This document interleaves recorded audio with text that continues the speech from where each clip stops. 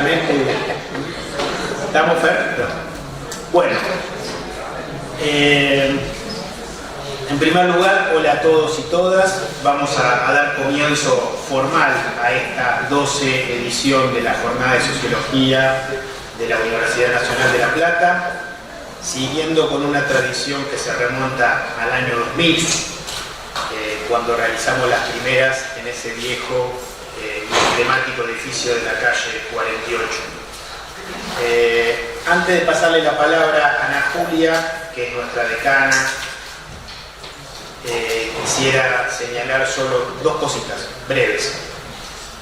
Lo primero es empezar con los agradecimientos, porque una jornada de esta dimensión, que tiene 44 mesas especiales, más de 700 ponentes, 8 mesas temáticas, una muestra que inauguramos ayer y una prejornada que también hicimos ayer a la tarde, obviamente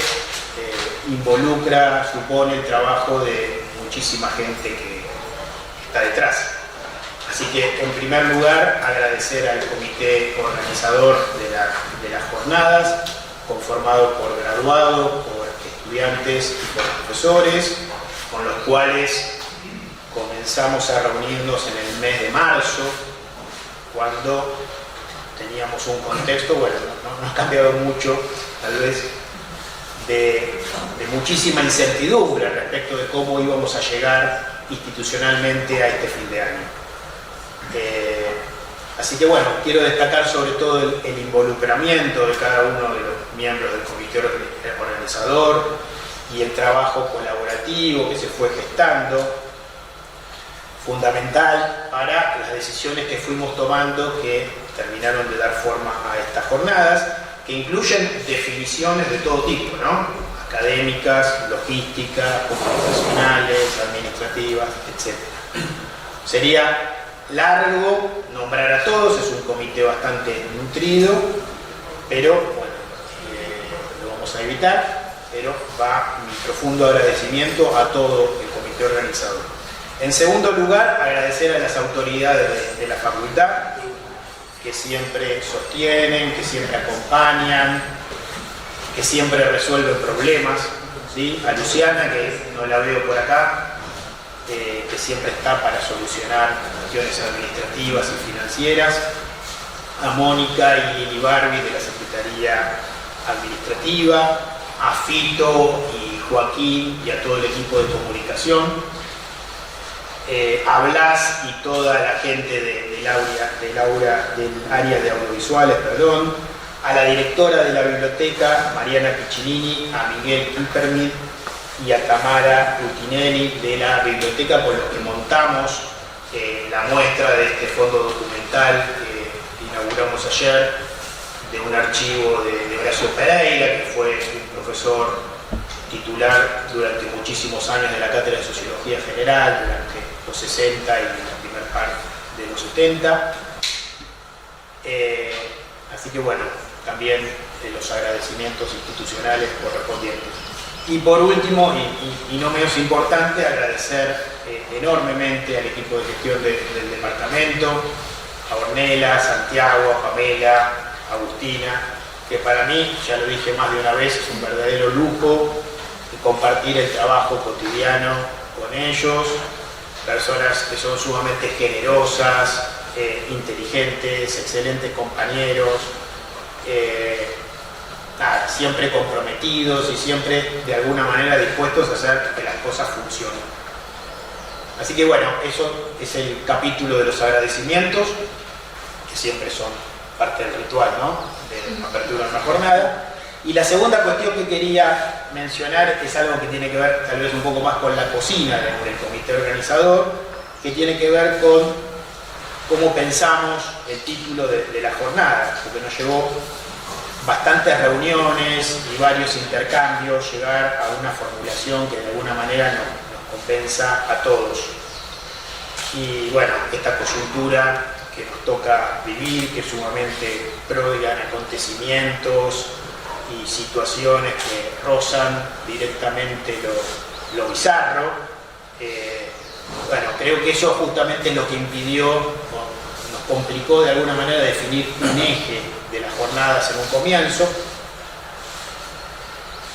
Y entonces empezamos a pensar nombres tentativos. Yo había tirado algunos nombres que por suerte no prosperaron, que expresaban de alguna manera una perspectiva muy particular, ¿no? Pero había pensado algo como sociología de los espantos, o sociología de la crueldad, o del desprecio social, pero me dijeron es mucho, es mucho. Bueno, entonces encontramos esta formulación que le pusimos a la sociología frente a las apuestas por la destrucción de lo común, con la intención de proponer que lo que está en juego en esta coyuntura no es solo el desguace o el debilitamiento del Estado, sino lo que para nosotros es algo más profundo, que tiene que ver con una forma a partir de la cual podemos comprender el objeto mismo de la sociología, que lo que está en juego es la vida en común, en algún sentido. Entonces, quisimos de alguna manera enfatizar esa dimensión como eje general de la jornada.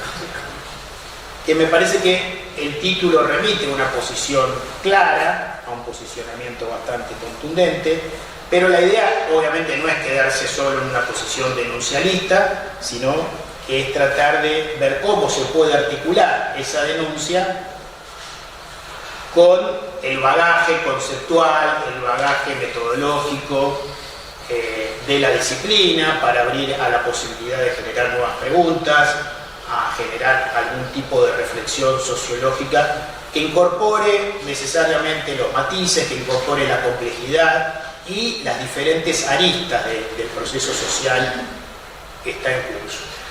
Y entonces, sobre todo en la conformación de las mesas especiales de la tarde, empezamos a pensar temas clásicos de la sociología argentina, como volver a repensar la cuestión del modelo de acumulación y las transformaciones en la estructura social, pero también, de alguna manera, innovar en el sentido de pensar las condiciones de reproducción de los sectores medios y de los sectores populares, y la relación con la emergencia de este nuevo tipo de individualismo, que va a ser el tema de hoy de las dos mesas especiales, y pensar, por ejemplo, a partir de mañana en las condiciones sociales y políticas a partir de las cuales emerge el mileísmo, pero también focalizar la atención en los problemas de comunicación política y en la emergencia de nuevas figuras como los streamers, los trolls, etc. Y nos parecía también relevante, nos parecía también importante volver a plantear un tema que ya había sido objeto de reflexión en las jornadas que organizamos por los 30 años, en mayo pasado, los 30 años de creación de la carrera, volver a pensar la cuestión de las condiciones a partir de las cuales producimos conocimiento social hoy en la Argentina. Y en ese sentido, bueno, reponer esa temática, y volvimos a invitar a gente que formó parte del panel, como Chacho, Antonio Camus y como Juan Giovanni, y también sumamos a Fernanda Beichel como para darle forma a este panel que va a estar coordinando Marcelo Prat. Bueno, para no demorar mucho ese panel, y viendo que estamos un poco retrasados, le cedo la palabra a Ana Julia, y después sí empezamos con esa primera actividad plenaria. Así que nada más.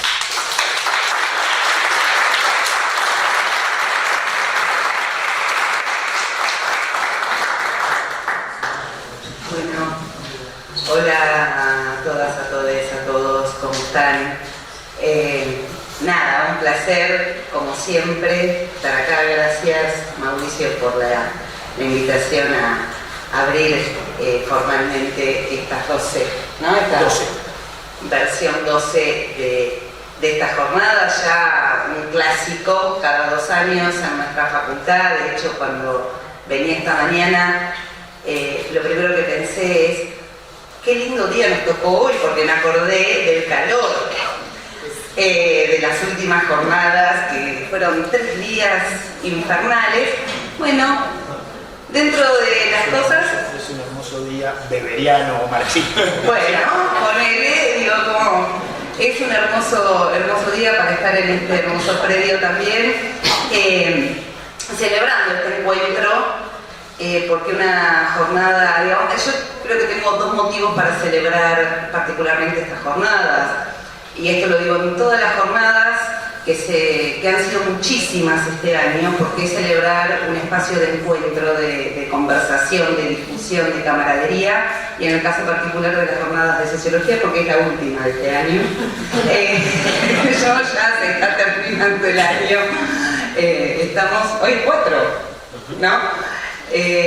Pero no, hablando en serio, es siempre un placer abrir cualquier jornada que se haga en la facultad, porque es un momento para encontrarnos, y en particular esta jornada que, bueno, ya tiene muchísimos años, igual que el departamento, unas jornadas que son muy importantes porque han referenciado a nuestro departamento de sociología en el ámbito nacional e internacional. Esta es una de las jornadas que no solo referencia específicamente a la disciplina de la sociología, sino a el resto de las disciplinas que también nos encontramos en esta jornada, disciplinas que están en otros departamentos de la facultad o que no, y a donde vienen 700 ponencias, me imagino que quiere decir que viene gente de todo el país a presentar sus trabajos y a participar de las mesas plenarias, que en este contexto, ¿no? Este fin de año, como decía Mauricio, estoy cansado, que me imagino que está cansado por lo que implica organizar estas jornadas, pero sobre todo porque lo que está implicando organizar cualquier actividad como unas jornadas a fines de año de este año. No es cualquier año, es un año en donde creo que nuestras cabezas y nuestros cuerpos han padecido, seguimos padeciendo muchísimo un contexto que, como recién explicó Mauricio, se expresa muy claramente, no solo en cuando pensaron el título de la jornada, sino en las temáticas específicas a partir de las cuales pensaron los ejes temáticos. Un año muy difícil para todos en nuestro país, creo yo, y creo que la mayoría de los que estamos acá pensamos eso, pero muy en particular también para nuestros ámbitos específicos de trabajo, como son las universidades nacionales y el sistema científico, para acotarlo. Entonces, un año que empezó con una brutal incertidumbre y que termina también con una gran incertidumbre respecto al año que viene, si quieren lo podemos poner en términos presupuestarios, y eso hizo que nos atravesara un desconcierto, un temor muy grande a qué podía pasar con nuestro sector, pensando en todo lo que está pasando en otros sectores por otro lado, ¿no? Teniendo eso como ejemplo, que eso también despertó una voluntad militante, un activismo, redes de solidaridad. Digamos, fue un año que nos sacó de eje, nos llevó a las calles, nos llevó a hacer actividades, a armar vínculos, que creo que tuvieron efectos importantes, porque finalmente hubo un aumento presupuestario, pero que no tuvieron mucho más efecto que eso en términos materiales, si se quiere, que seguimos pasando por una situación de un malestar que tiene que ver con lo salarial muy grande en términos materiales, con un malestar ideológico político en términos de cómo el gobierno nos trata como sector, pero también con la satisfacción, creo, de saber que esa posición oficial no expresa el sentimiento general de nuestras comunidades, de nuestra sociedad, y entonces tratando de también trabajar por estrechar esos vínculos tan necesarios, no solo para revertir, resolver o moderar las ofensivas contra la universidad, sino para realmente consolidar lazos y vínculos nuevos que nos permitan, en todo caso, pensar en que hay una salida a este tipo de ofensivas de derecha neoliberales que nos está atravesando en este momento. Y para terminar, simplemente decir que realmente y muy sinceramente creo que el encuentro y la reflexión en estos espacios desde la sociología es fundamental. Es la disciplina que piensa en clave de presente, digamos, vinculada con la historia, con la cultura, con todas las otras disciplinas, pero que tiene las herramientas fuertes, me parece, para que desde el campo intelectual se puedan pensar nuevas claves de interpretación para la crítica, pero sobre todo para pensar más propositivamente, porque creo que lo que necesitamos, como bien dijo Mauricio, no es solo quedarnos en criticar lo que no nos gusta, sino proponer, tener la posibilidad de pensar diagnósticos profundos que nos permitan proponer otra cosa a nuestra sociedad que realmente necesita nuevas propuestas alternativas para salir de situaciones críticas, estructurales y coyunturales,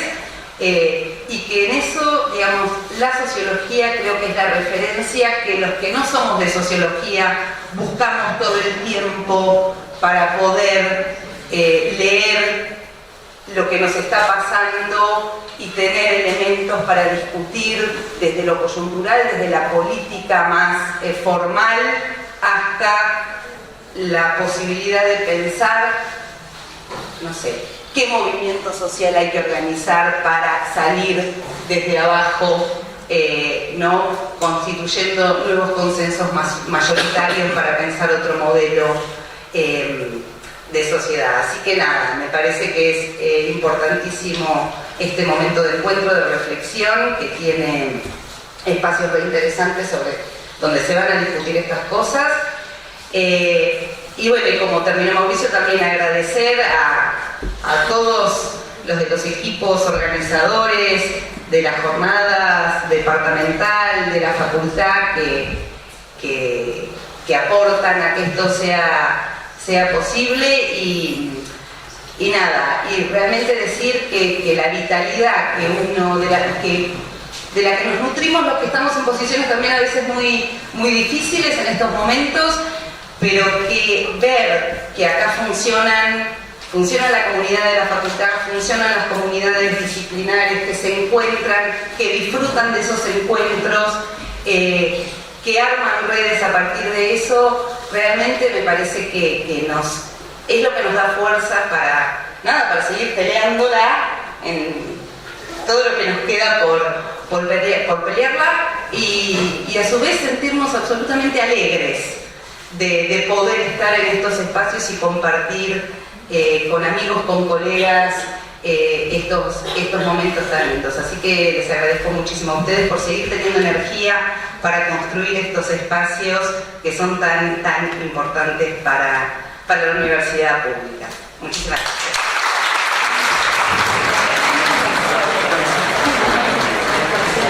Bueno, buenas tardes a todas y todos. Igual que Mauricio, quería empezar por agradecimientos. Agradezco a la comisión organizadora que me haya dado la oportunidad de presentar, ahí dice moderar, pero no lo voy a moderar, a este panel de especialistas tan destacados. Yo los voy a presentar a cada uno de ellos brevemente y después voy a dar la palabra. Si más o menos son disciplinados y usan el tiempo que tienen previsto, podemos hacer un espacio de preguntas o comentarios al final. Bueno, el título del panel creo que está, no, ahora no está, bueno, está hoy presentado: Actividad científica en tiempo de crisis, cómo producimos conocimiento social hoy. Hoy en un sentido amplio. Bien. Los tres panelistas que están a mi derecha, solo espacialmente, son en el centro la profesora Fernanda Rey, Es licenciada en Sociología. Estamos cómodos. Perdón, estamos en un problema técnico. Ahora sí. La profesora Fernanda Reichel es licenciada en Sociología y doctora en Ciencias Políticas y Sociales por la Facultad de Ciencias Políticas y Sociales de la Universidad Nacional de Cuyo. Además realizó estudios postdoctorales en el Centro de Sociología Europea de la Escuela de Altos Estudios de Ciencias Sociales en París. Es investigadora principal del CONICET, con lugar de trabajo en el Instituto de Ciencias Humanas, Sociales y Ambientales en Mendoza, dependiente del CONICET. Directora del Centro de Estudios de la Circulación del Conocimiento de la misma facultad. Profesora titular de Sociología Latinoamericana y Argentina en la carrera de Sociología, una hermana mayor de nuestra carrera, que fue fundada en 1968 de la facultad mencionada, y durante 2020 y 2021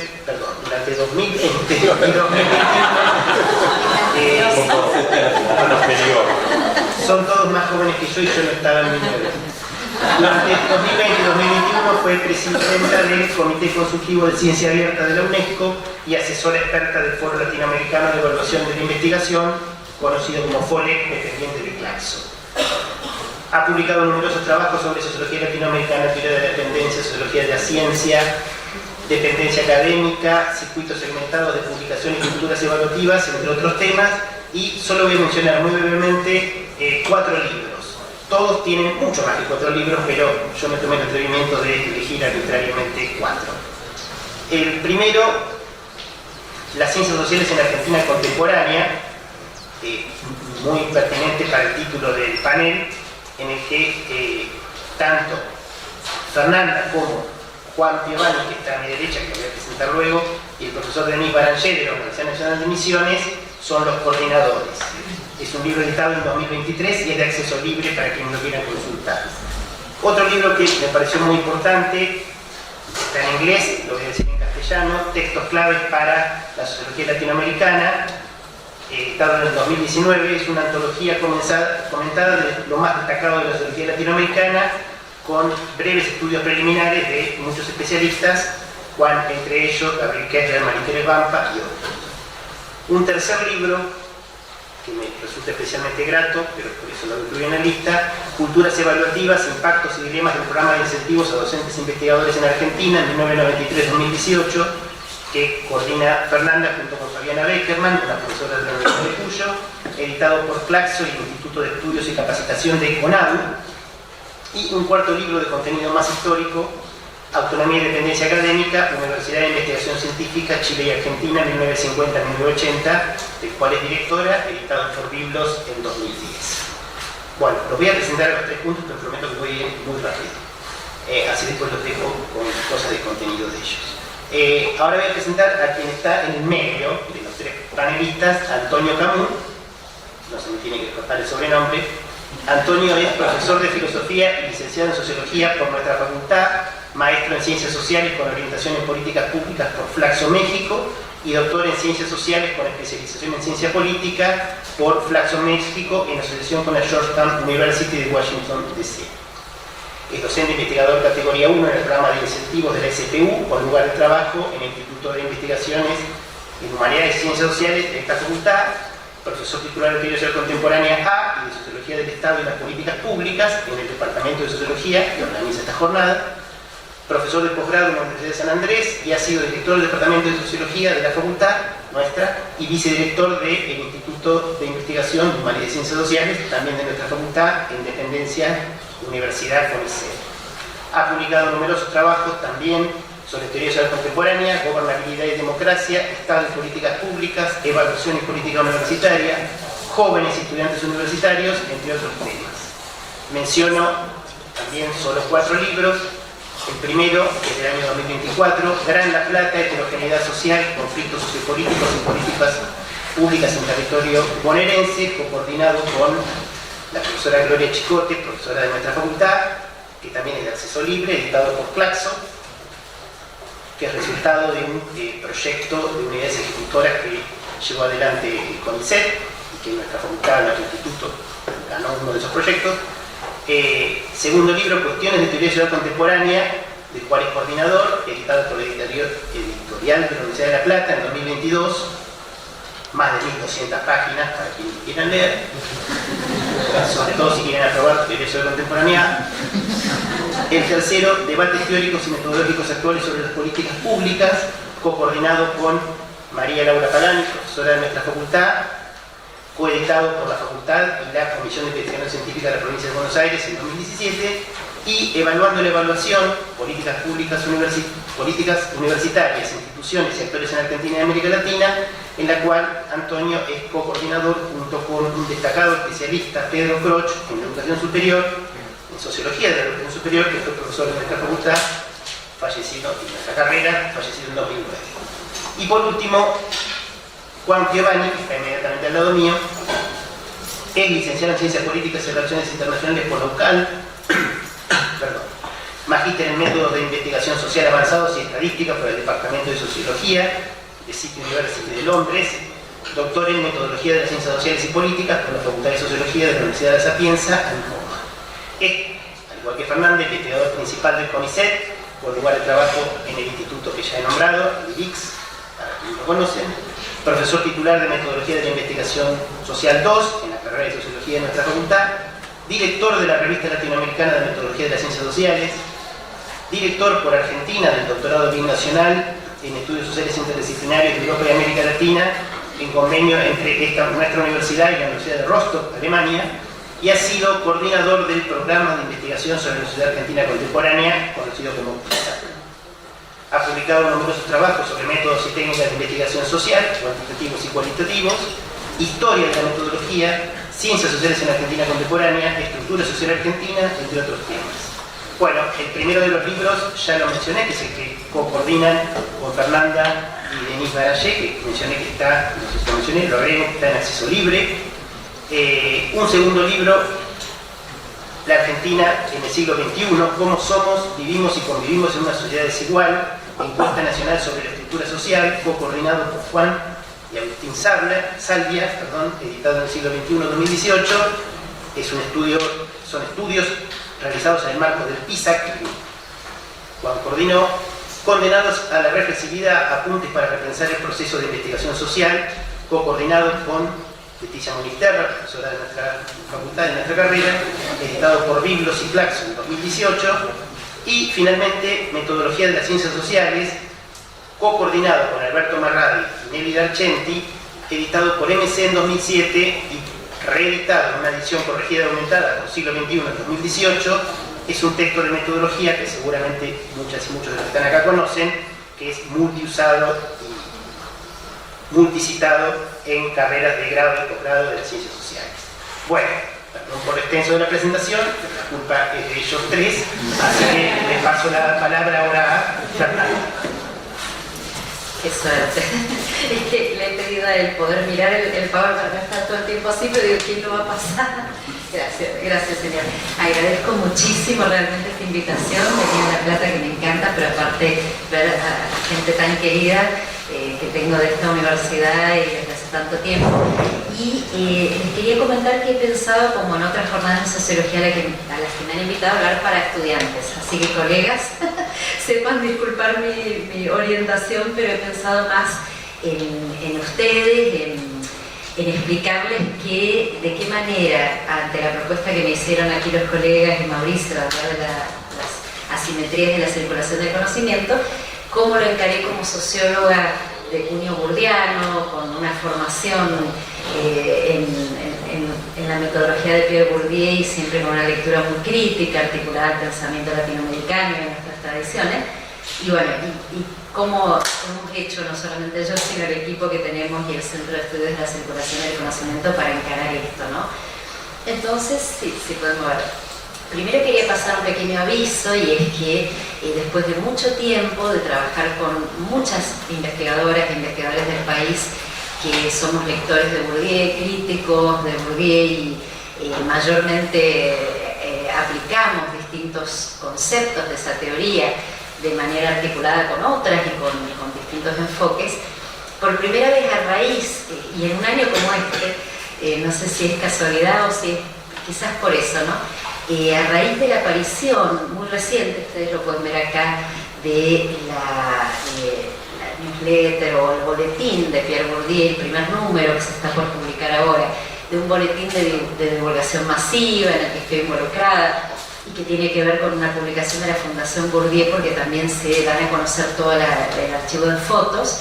Bueno, a raíz de eso se ha formado lo que hemos llamado en la Jornada de Sociología de Córdoba, empezamos con este proyecto, el Espacio Bourdieu Argentina, el EVA. Y es una red abierta, por supuesto, a todas aquellas personas interesadas, como Juan, quienes estuvieran aquí, en difundir lo que hacemos y en contactarnos también con esta red internacional que ahora se materializa en esto, si sigue lo siguiente, que se llama Practical Cells. Ese es el primer número.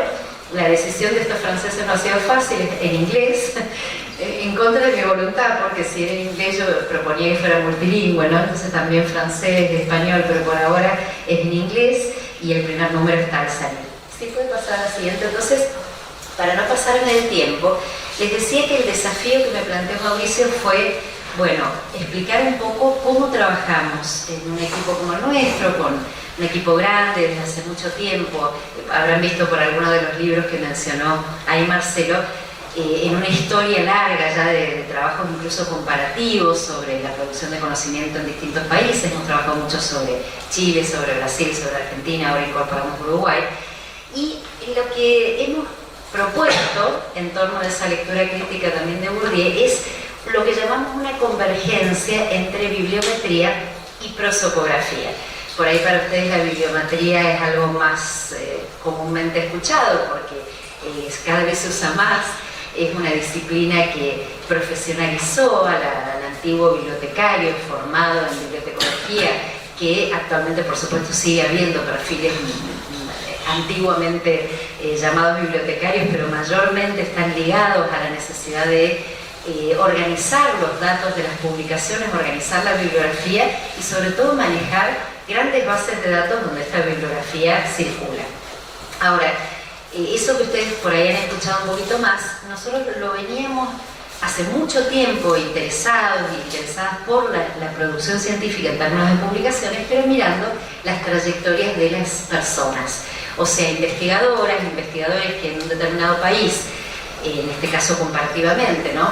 Interesa mucho si son jóvenes, interesa mucho en qué institución están, los perfiles diferenciados que podemos encontrar en Argentina, por ejemplo en CONICET o en una universidad pequeña, provincial de determinada región del país, desigualdades, asimetrías, sobre todo asimetrías interinstitucionales, pero también de género. Entonces la mirada nuestra era una mirada siempre más de trayectoria, ¿no?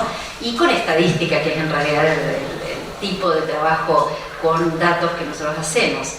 Ahora, al momento de empezar a trabajar esa producción científica de estos investigadores, la primera cosa que surgió es que las asimetrías, la gente que hace cientometría o bibliometría, las buscan a través de un conjunto de artículos que bajan en una base de datos. Es decir, se trabaja sobre Argentina, bien, la base de datos puede ser Web of Science, Scopus, si ustedes conocen más Cielo, o directamente Google Scholar, tomemos cualquier base de datos. Y sobre esa base de datos se tomaban todos los artículos de Argentina, o se sigue haciendo, ¿no?, en bibliometría, y directamente se sacan conclusiones sobre miles o millones de artículos. Se habla de la coautoría, entonces el que está primer autor tiene mayor predominio, es el autor de correspondencia o el primer autor. En ciencias sociales es un poco más difícil, por eso voy a hablar de eso enseguida. Lo cierto es que desde nuestra perspectiva, esos artículos que se bajan, Argentina, Chile, Brasil, no constituyen un campo, en verdad. En primer lugar, porque entre esos millones de artículos nadie se ocupó de asegurar, porque no pueden en esas dimensiones, esa envergadura de los datos, de asegurar si realmente esas personas están ancladas en este campo o han puesto esa afiliación institucional, pero también tienen otra. Argentina, muy problemático la doble afiliación de CONICET y universidad. Entonces nosotros decidimos invertir esa mirada y trabajar sobre lo que nosotros, desde la perspectiva de campo, sobre lo que nosotros consideramos es una interpretación de la prosopografía, que Bourdieu en realidad ocupó, por ejemplo, en Homo Académico, en cualquiera de estos trabajos donde hay análisis de correspondencias múltiples. El trasfondo era la idea de que se puede trabajar una biografía colectiva. Claro, para los historiadores la prosopografía en general hablan de muertos, muertas, y es una generación y es un número finito, etc. Para nosotros era un grupo grande, un universo grande de personas vivas, pero que al mismo tiempo buscamos lo mismo, una biografía colectiva, y meter la bibliometría y la producción en el medio, ¿no? Porque para poder comprender esas asimetrías de la circulación del conocimiento, bueno, era clave el anclaje institucional, las políticas institucionales, y por último, last but not least, el tema de la evaluación. ¿Qué papel juegan las políticas institucionales y las políticas de evaluación en los perfiles de investigador que tenemos, de producción científica que tenemos? Si puede pasar ahora. Muy sencillamente, y por los estudios hechos también sobre Uruguay, que son los más recientes, ¿no? Los sistemas nacionales de clasificación, que en Argentina el CONICET es un sistema, el que ahora se llama PRINUAR, pero antiguamente era un programa de incentivos, es otro sistema, pero pasa en Brasil con el CNPq, pasa en México, en Uruguay, que se llama igual, el CNI. La tendencia de estos sistemas nacionales de clasificación, impuestos ya desde los años 90, que acreditan una categoría, un investigador o investigadora, tiende a ser, como se muestra ahí, un corset. O sea, termina buscando homogeneizar ya sea un tipo de práctica de investigación para enfatizar más la investigación que la docencia, o en el caso de Uruguay, por ejemplo, un investigador productivo, autónomo, academicista, internacionalizado, dependiendo de cada uno de estos sistemas. ¿Sí puede pasar? Ahora me gustaría entrar en uno de los principales asuntos que nos permite esa convergencia entre bibliometría y prosopografía. Y es que en todos los estudios de bibliometría, por ejemplo, hechos sobre Argentina, estudios muy recientes, el informe que hizo Scopus, por ejemplo, ustedes podrán haber escuchado por ahí que Argentina destacaba como el más paritario en términos de género. A nivel mundial, o sea, existía una serie de informaciones bibliométricas que mostraban una gran paridad. Ahora, claro, esa gran paridad, como les digo, con ese universo que no contempla, por ejemplo, la escritura según la lengua, evidentemente mostraba lo que es fácil ver en la demografía del CONICET, que hasta prácticamente en investigador independiente hay mayoría de mujeres. Entonces, ¿cuál es el peso de lo poblacional y de la distribución de la población y la cantidad de artículos, ¿no? Nosotros lo que hemos hecho, y aquí lo voy a poder mostrar un poco rapidito, pero es poner en discusión las fuentes de esa información. No solamente el recorte de la población, como buenas sociólogas, ¿qué hacemos? Trabajamos sobre poblaciones. Entonces, no solamente el recorte de la población pensado primero a partir del universo de esas personas y después cosechando todos los artículos que las personas producen, incluidos libros, sino también las fuentes. Aquí arriba lo que ustedes pueden ver, sé que los datos desde lejos no se ven muy bien, es una comparación entre los investigadores e investigadoras del CNPq en Brasil y de Argentina, que tienen sistemas, digamos, de clasificación bastante parecidos, con 5 categorías. Brasil mucho, pero mucho más masculinizado en cuanto a su composición, desde la primera categoría hasta la más alta, Argentina menos, más bien paritario, por lo menos hasta independiente. Pero se trata de dos universos que básicamente son investigadores que podríamos denominar altamente internacionalizados, con una exigencia evaluativa bastante parecida. Ahora, resulta que a la luz de incorporar esa categoría de campo, que es nacional, y circuito, que es internacional, empezamos a ver diferencias entre los dos países que están basadas en ese anclaje que le da a ese investigador el campo y su institución concreta, que es CNPq o CONICET.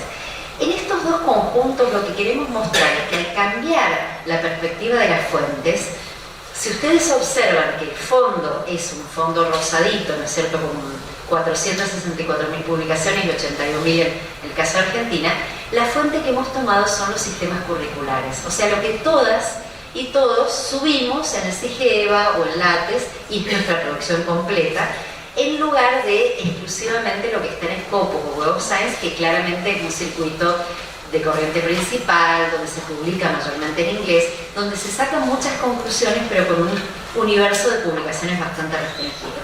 Aquí podemos ver, por ejemplo, del lado de ustedes izquierdo, que en Brasil hay un porcentaje, podríamos decir que es la mitad, que está incorporado en Scopus y Web of Science, y sería muy distinto si tuviéramos a profesores universitarios no CONICET, con muy probablemente tendríamos aún más publicaciones en un sistema curricular fuera de esas dos bases de datos.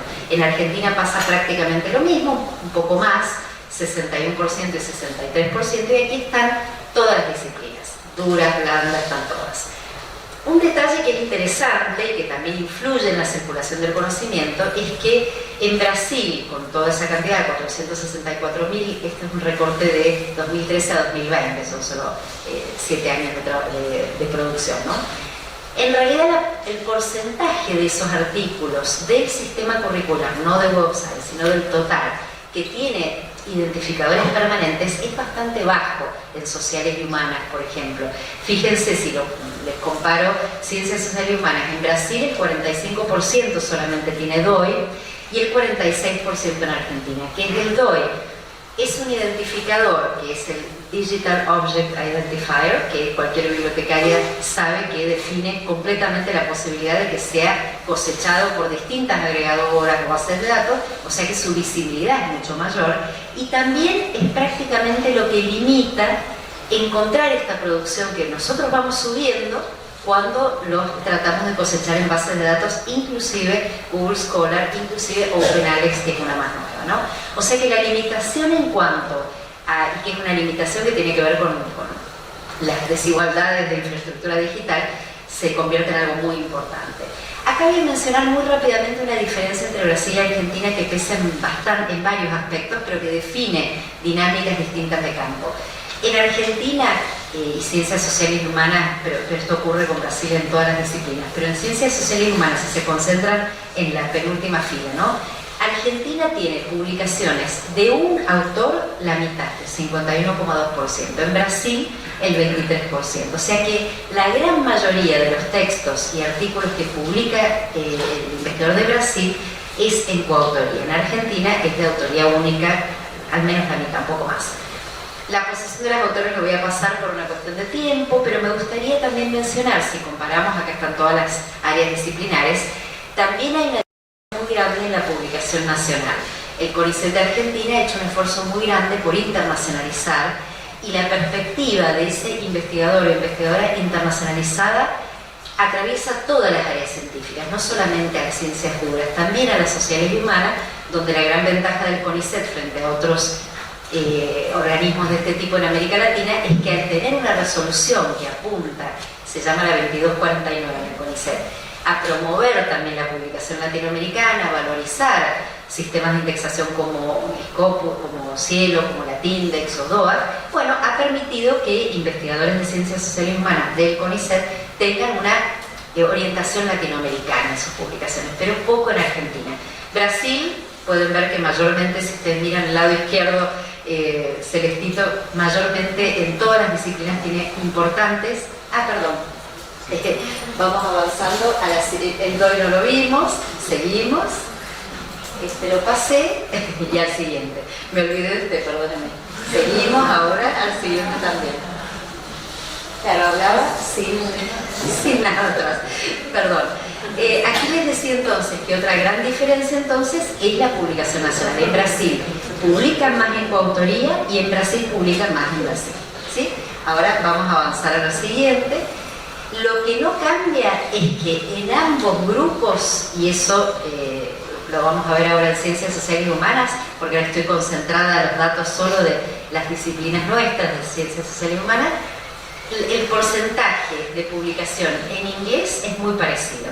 Quiere decir que en Argentina, si van al lado izquierdo, ¿no es cierto? En Argentina publicamos el 22 o 24% en inglés y el 73 o 74% en español, pero cuando vamos a Web of Science, en ambos países la gran mayoría están en inglés. O sea que la fuente define completamente el idioma de publicación, la circulación, etc. Ahora vamos al siguiente.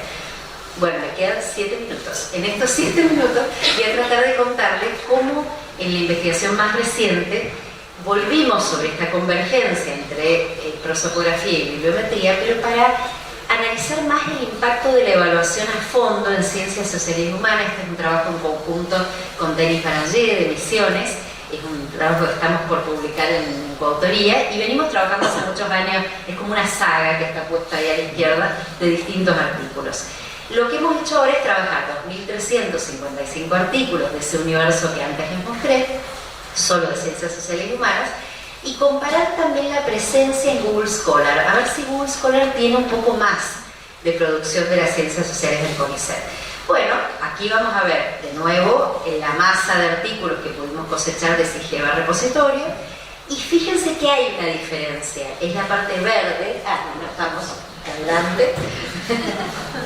Fíjense que de nuevo la parte rosadita es el conjunto de los artículos, o sea, el universo de artículos, acá no hay libros. Tenemos de nuevo Web of Science, Scopus, y aparece esa parte verde de Google Scholar que ustedes pueden ver que hay unos 4.000 artículos más respecto de Scopus y Web of Science. Sin embargo, esperábamos mucho más. Significa entonces, y ahí vamos a la siguiente, la hipótesis de este trabajo, que va creciendo en los últimos 10 años, a medida que en el CONICET han habido una serie de discusiones que ahora voy a comentar, el impulso al circuito mainstream dentro de las ciencias sociales y humanas. Y eso lo vamos observando también en las comisiones evaluadoras de las que hemos participado muchos de los que estamos acá.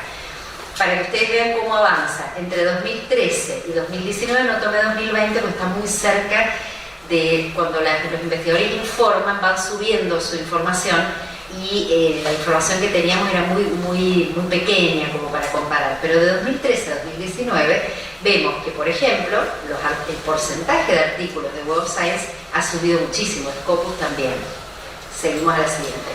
Y acá, muy brevemente, porque este trabajo espero que tengan algún interés y lo lean, lo que hemos hecho es trabajar mucho las disciplinas en las que está organizada la evaluación en el CONICET. Hay comités, por ejemplo, que reúnen 3 disciplinas. La nuestra, sociología, comunicación social y demografía, otras también, antropología biológica, por ejemplo, y arqueología. Hay distintas, psicología y educación lingüística que se separó, ¿cierto? Bueno, educación se separó. Ahora, fíjense que por más que se separó hace poquito, espero poder mostrarles, aunque sea rápidamente, la influencia que algunas disciplinas tienen, que tienen mucho más claro este formato. Si puede pasar a lo siguiente, de estilo que llamamos mainstream, en otras disciplinas que tenían mucha más diversidad. ¿Cuál es ese estilo mainstream? Como tipo ideal, bien beberiano acá. Efectos de campo que se producen inmediatamente y que son observables. Y se publican artículos, mucho menos libros, varios autores, que les mostraba que era un fenómeno en Brasil muy extendido, el idioma es el inglés, la región de la revista que buscamos es del norte global, la indexación únicamente Scopus y Web of Science. Vamos a la siguiente.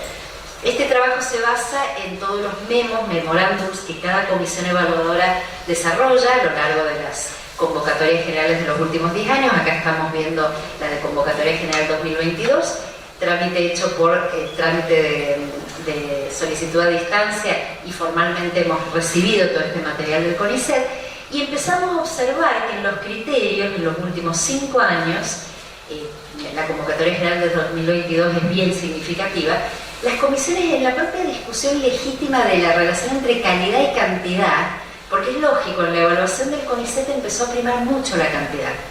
Entonces, en estudios conjuntos con Juan, recuerdo 2019-2020, para entrar a CONICET, a pesar de lo que nos dice este gobierno, había que tener 18 artículos publicados en el año 2018. O sea, piensen el nivel de competencia que podía tener sociología, por ejemplo.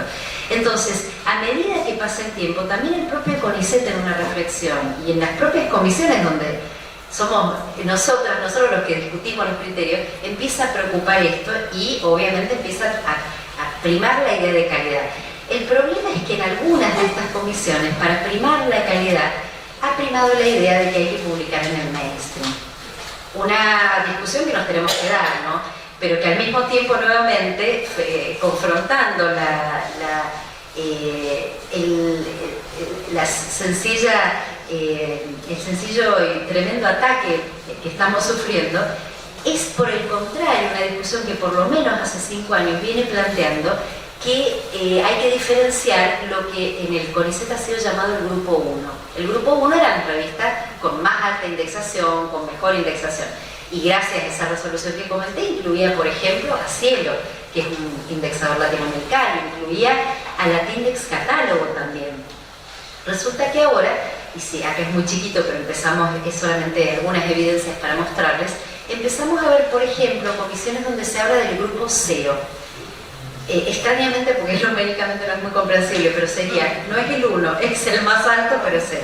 En otras, por ejemplo, en esta que se ve chiquito ahí, el grupo 1, A y el grupo B. O sea que ya empezamos a tener diferenciaciones. Acá, por ejemplo, en esta pasa lo mismo, grupo 1A, grupo 1B. Pasamos a la siguiente, sí, perdón. Voy a pasar rápido porque son detalles. Páselo nomás, lo mismo aquí. Ahora, claro, empezamos a mirar hacia la tabla siguiente, no voy a poder mostrar detalles por el tiempo y vamos a la siguiente.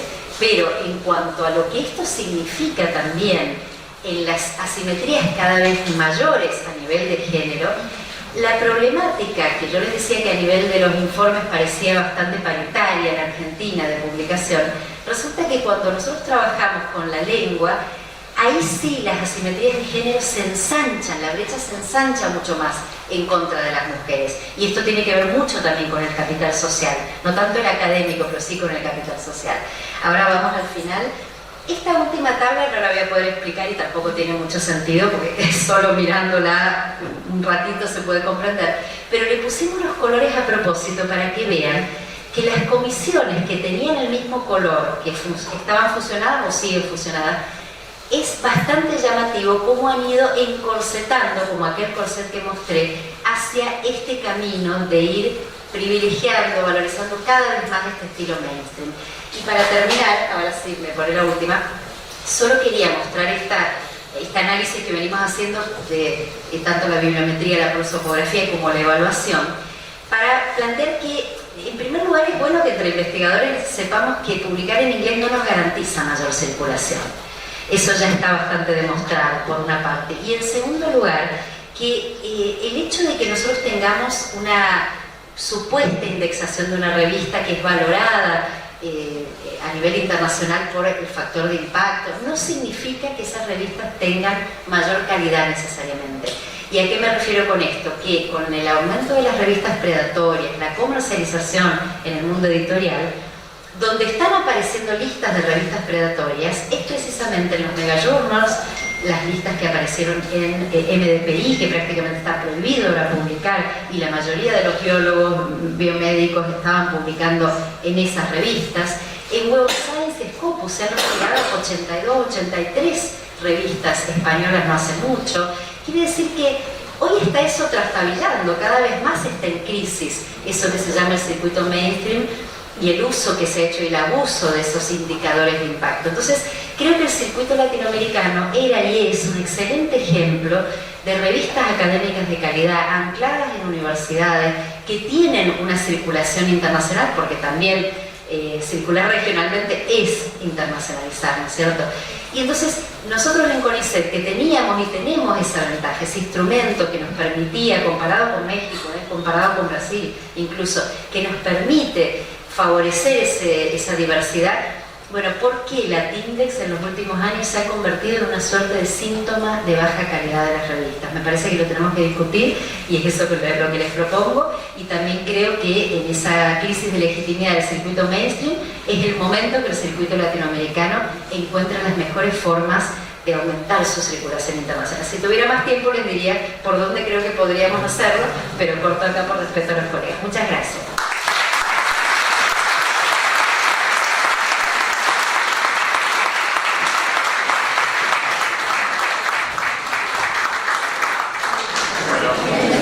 Sí, autogestionado.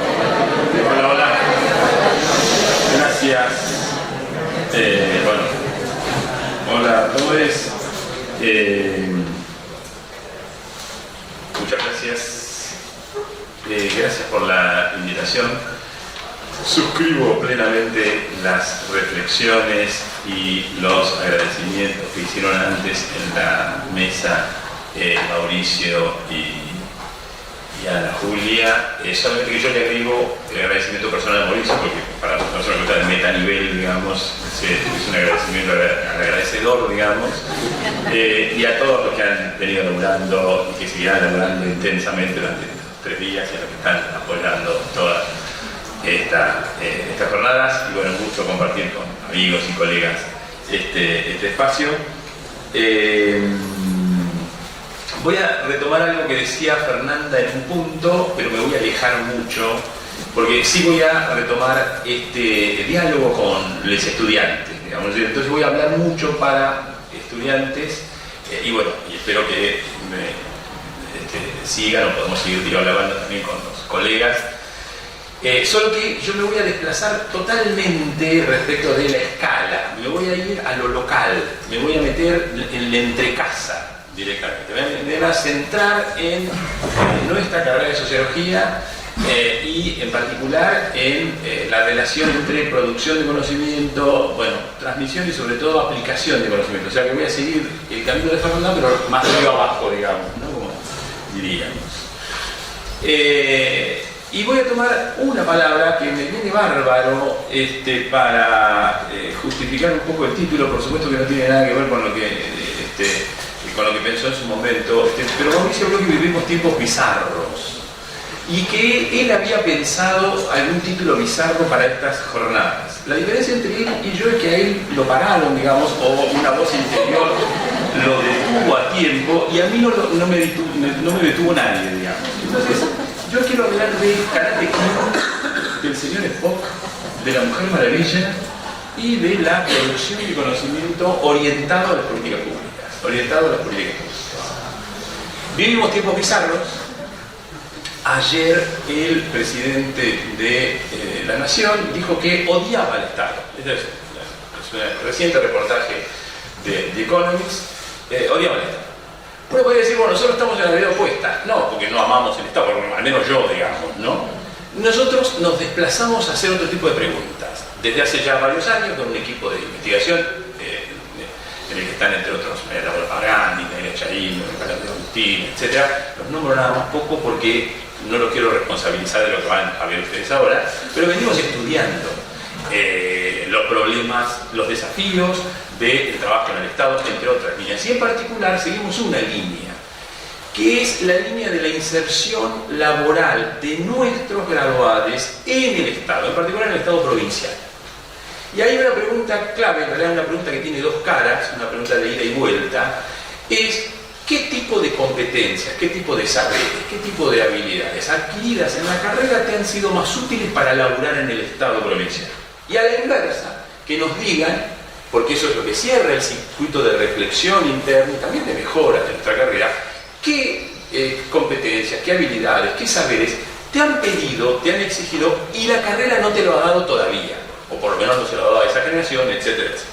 En eso venimos trabajando y ya para el año que viene seguramente tendremos ya unas 50 entrevistas, y de algo de eso voy a hablar ahora. Entonces voy a ser muy rápido en 3 puntos para conversar. Uno es cuál sociología orientada al tema de las políticas, cuál conocimiento para las políticas públicas, y bueno, un poco esto, qué nos dicen los actores y las actrices. Los actores y las actrices son tanto nuestros graduados como, bueno, algunos de Hollywood, a los que voy a hacer referencia ahora. Elegí este camino bizarro porque estas figuras que ya son parte de la cultura de masas, como se decía antes, la cultura popular, etcétera, etcétera, son realmente icónicas de algo que quiero remarcar: las diferentes lógicas de producción de conocimiento, las diferentes lógicas que aprendemos en la carrera y o que después nos encontramos con que tenemos que aplicar. Cuando hablamos de cuál sociología, voy a ser muy rápido y retomando algunas conversaciones previas en esta mesa a la que hacía referencia a Marcelo, que estuvimos con Juan y otros colegas. Mi punto de partida va a ser la ya ahora clásica clasificación que nos propone Michael Buraway en un trabajo de 2004, pero que ha seguido en esa línea. Muy rápidamente, yo me quiero concentrar en una de los tipos ideales de sociología. Haciendo referencia a que son efectivamente tipos ideales, un esquema analítico muy básico que distingue entre una sociología científica, crítica, pública, que es la apelación que hace Buraway, y la sociología, como él la llama estrictamente, policy sociology, la sociología orientada a las políticas. Uno podría decir en términos más amplios, la sociología que profesionalmente hace referencia a el apoyo, la producción de conocimiento para la toma de decisiones. Si nos metemos así muy rápidamente en ese conocimiento social para las políticas, Dentro de ese campo de discusión, bueno, es a mi juicio inevitable recordar una distinción clave que hizo uno de los fundadores de este campo, un politólogo de Chicago, se llama Harold Laswell, al impulsar, digamos, la constitución de este campo político intelectual. La vida y la obra de Laswell, lo digo en una sola frase, estuvo atravesada por la guerra. Por la Primera Guerra Mundial, él hizo su tesis de doctorado sobre comunicaciones en tiempo de guerra, y por la Segunda Guerra Mundial, en el que fue contratado por un organismo, por una agencia de inteligencia para elaborar propaganda en contra, digamos, de los nazis. Ya estoy en Hollywood, digamos, porque la visión de Laswell estuvo fuertemente influida por esta visión sobre la planificación clásica, la planificación de arriba abajo, la relación entre el sector militar y civil, la relación entre Estado y actores empresariales, etcétera, etcétera. Ya en los últimos años de su vida publicó un artículo de reflexión sobre el camino seguido, y allí es donde introdujo esta distinción. El artículo es de 1971, él muere 7 años después, sobre la distinción según la cual la ciencia de las políticas, o el estudio de las políticas, tenía que combinar dos tipos de saberes, o dos tipos de conocimiento, el conocimiento D y el conocimiento E. Para decirlo también rápido, el conocimiento D es, digamos así, el conocimiento, comillas, científico. Es decir, el conocimiento que construye un problema público como objeto de investigación, Es lo que, por ejemplo, él hizo con la comunicación en el tiempo de la Primera Guerra Mundial. El segundo tipo de conocimiento, y que Laswell pensaba que hay un continuo y una interrelación compleja entre uno y otro, es el conocimiento que él llama conocimiento N, es decir, el conocimiento orientado a la toma de decisiones, a la recomendación, al trabajo de elaboración de políticas. Desde la publicación de ese artículo han corrido ríos de tinta sobre, bueno, pero ¿qué quería decir bien Laswell con esto de conocimiento, del conocimiento orientado a las políticas? ¿Cómo lo podemos precisar, dimensionar y, por supuesto, investigar? Y esto es lo que me lleva al tercer punto, donde van a aparecer los actores, las actrices y las representaciones. Bueno, una manera simple, simplificada, esquemática de responder a esa pregunta de cómo es ese conocimiento social, sociológico, orientado a las políticas, es partir de una clasificación. Hay tantas clasificaciones de conocimiento como criterios, como escuelas epistémicas, como filósofos y filósofas, etcétera, etcétera. Yo tomo una clasificación dentro de lo que podríamos llamar la epistemología analítica, que ha sobrevivido bastante a lo largo del siglo XX, y que es pensar en una trilogía. Una trilogía entre el saber proposicional, el saber al que le sigue un enunciado. Yo sé que, y ahí viene un enunciado que puede ser lo que antes llamamos verdadero o falso, ahora ya no sé, justificado o no justificado, etcétera, etcétera. En el medio, el saber hacer, yo sé hablar turco, yo sé jugar al fútbol, etcétera, etcétera. Y esta distinción es de un filósofo de mediados del siglo XX, Gilbert Ryle. Y en el otro punto, en la derecha, el saber por familiaridad, el saber directo, el saber fruto de una experiencia o de un testimonio, el saber que introdujo una distinción también clásica, Bertrand Russell. Como siempre, los ejemplos de estos tipos ideales, los ejemplos simples son más fáciles de comprender, y las interrelaciones son cada vez más complejas cuando se mezclan y pasamos a cosas más interesantes. Por ejemplo, en el caso del saber hacer o del saber cómo, uno puede decir, bueno, yo puedo saber jugar muy bien al fútbol, no en mi caso, digamos, y no saber nada de anatomía, digamos. Y en el otro extremo, alguien puede saber mucho de biología o anatomía y no dar pie con bola en una cancha, digamos, ¿sí? En el medio hay otras cosas más complicadas. En el caso del saber por familiaridad, insisto, es un saber que solamente surge en la copresencia física. Esto es importante por lo que va a venir después. Voy a arrancar con el saber cómo, en el medio, digamos, y después me voy a ir a las puntas. Un lenguaje también futbolístico. Mi primera película que recomiendo calurosamente verla a quienes no la hayan visto, digamos. Es una película de 40 años, una película reciente, una historia reciente, digamos. Es una película pochoclera, es una película saturada de lugares comunes. No me van a escuchar jamás a mí recomendar una película de esas cultas iraníes o cosas por el estilo, porque no las veo, pero esta película pochoclera la recomiendo calurosamente. Forja el espíritu, templa el carácter. Estudiantes de sociología que estaban empantanados en la carrera vieron Karate Kid y metieron 6 materias al hilo, terminaron la tesis vecina, etc. Entonces, ya no deje de ver esta película. Esta película tiene una secuencia icónica que no voy a spoilear, por respeto a quienes no, a los jóvenes que no, las jóvenes que no la vieron, y que quienes la vieron me van a entender enseguida, digamos. Y es la secuencia en la que se reflexiona sobre un problema cognitivo, epistémico, pedagógico de gran profundidad, de gran calado. Y es, ¿se puede saber algo sin saberlo? ¿Se puede estar aprendiendo algo sin saber que se está aprendiendo algo? ¿Se puede saber algo sin ser consciente de que lo sabemos? Bueno, la respuesta es sí. La respuesta es sí. Vean Karate Kid. ¿Qué nos dice Ludmila acerca de esto? Todos los nombres son ficcionalizados, son jóvenes que trabajan, son jóvenes sociólogos que trabajan en el Estado. Estas entrevistas se hicieron todas el año pasado. Hay algunos chicos y chicas que tienen más recorrido, otros míos. Ludmila dice, acá me tengo con los anteojos, una cualidad, cuando hablamos de la pregunta sobre las competencias, ¿no? Una cualidad que creo que se reconoce es la capacidad de escribir bien, es decir, escribir informes, escribir, desarrollar. Los abogados tienen una forma de escribir distinta, más jurídica. Los sociólogos tenemos más espalda para embellecer frases y párrafos y alargarlos y decir cosas interesantes. Tenemos vocabulario, un vocabulario bastante amplio y formas de escribir también, de argumentar. Toda la capacidad de debate, de discusión, de razonamiento, de crítica. Creo que esas son capacidades. Aquí viene lo de la lección de Karate Kid. No una buena monografía. Una monografía decorosa, legible, ordenada, sobre la transición del feudalismo al capitalismo nos prepara bien, esto nos lo enseña Ludmila, para el tipo de informe que tuvo que hacer sobre la violencia en cárceles. Estamos aprendiendo algo sin saber que estamos aprendiendo eso. La primera monografía sale más o menos, la segunda puede salir mejor, la tercera. Lo importante es que hay que seguir escribiendo, porque escribir es una práctica, y la práctica se adquiere, se mejora con el ejercicio. No hay vuelta. También Karate Kid nos enseña esto, el aprendizaje, hay que ponerle el cuerpo al aprendizaje, vamos a ver por qué. Pero vamos a ver una de cal y una de arena. No me supe bien cuál es, pero ahora viene la mano, digamos. Algunas incorporaciones, para hablar burdianamente, algo que metemos en el cuerpo y que no nos prepara bien para el laburo, no nos prepara bien para la inserción profesional de la universidad al mundo del trabajo. Nos dice Julián, el manejo de los tiempos. Los tiempos de una carrera son tiempos de profe, no pude terminar el trabajo, lo podría presentar más adelante, no hay problema, me lo presentaba mal. Yo llegué con estos 3 tiempos porque se me enfermó el perro, no hay problema. ¿Cómo está el perro? Bien, está perfecto.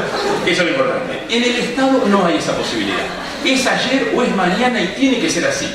A mí a veces me pasa que el subsecretario me pide, trabaja en el Ministerio de Justicia, me pide informe. Sí, necesito este informe para mañana a la tarde. Qué pena, le digo, porque si me lo pedí con tiempo, yo puedo hacer algo mucho mejor que esto que necesita para mañana a la tarde. Pero bueno, sale lo que hacís de un día para el otro. No tenés posibilidad de decir, che, bueno, mirá, va a quedar mejor si sentamos a tal organismo y nos sentamos y leo tal cosa.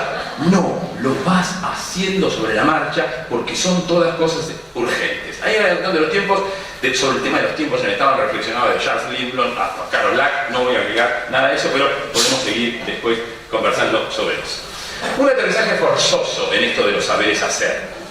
La historia de este muchacho Herminio, insisto, los nombres son todos ficcionales, entro a trabajar y este muchacho es más grande y de la generación anterior, pero en la entrevista del año pasado nos contó que entró en la pandemia.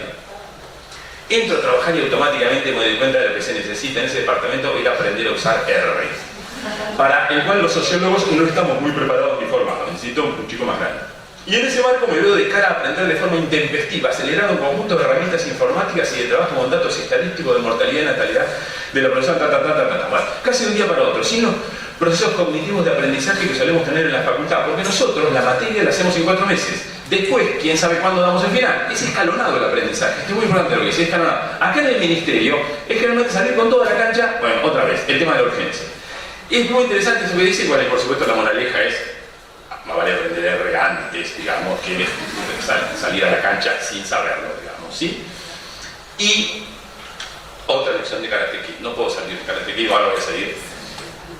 Hay que sentarse, hay que poner el traste en la silla y aprender R. Con todo lo que yo admiro de las hermanas Wachowski, Matrix nos ha preparado mal para el tema de... ¿Se acuerdan cuando Trinity sube al helicóptero y ahí se acuerda que no sabe manejar helicópteros, digamos? Y entonces dice, cargame el programa de helicópteros, digamos. Y le cargan el programa y sale volando, digamos. No hay manera de cargar R, hasta ahora.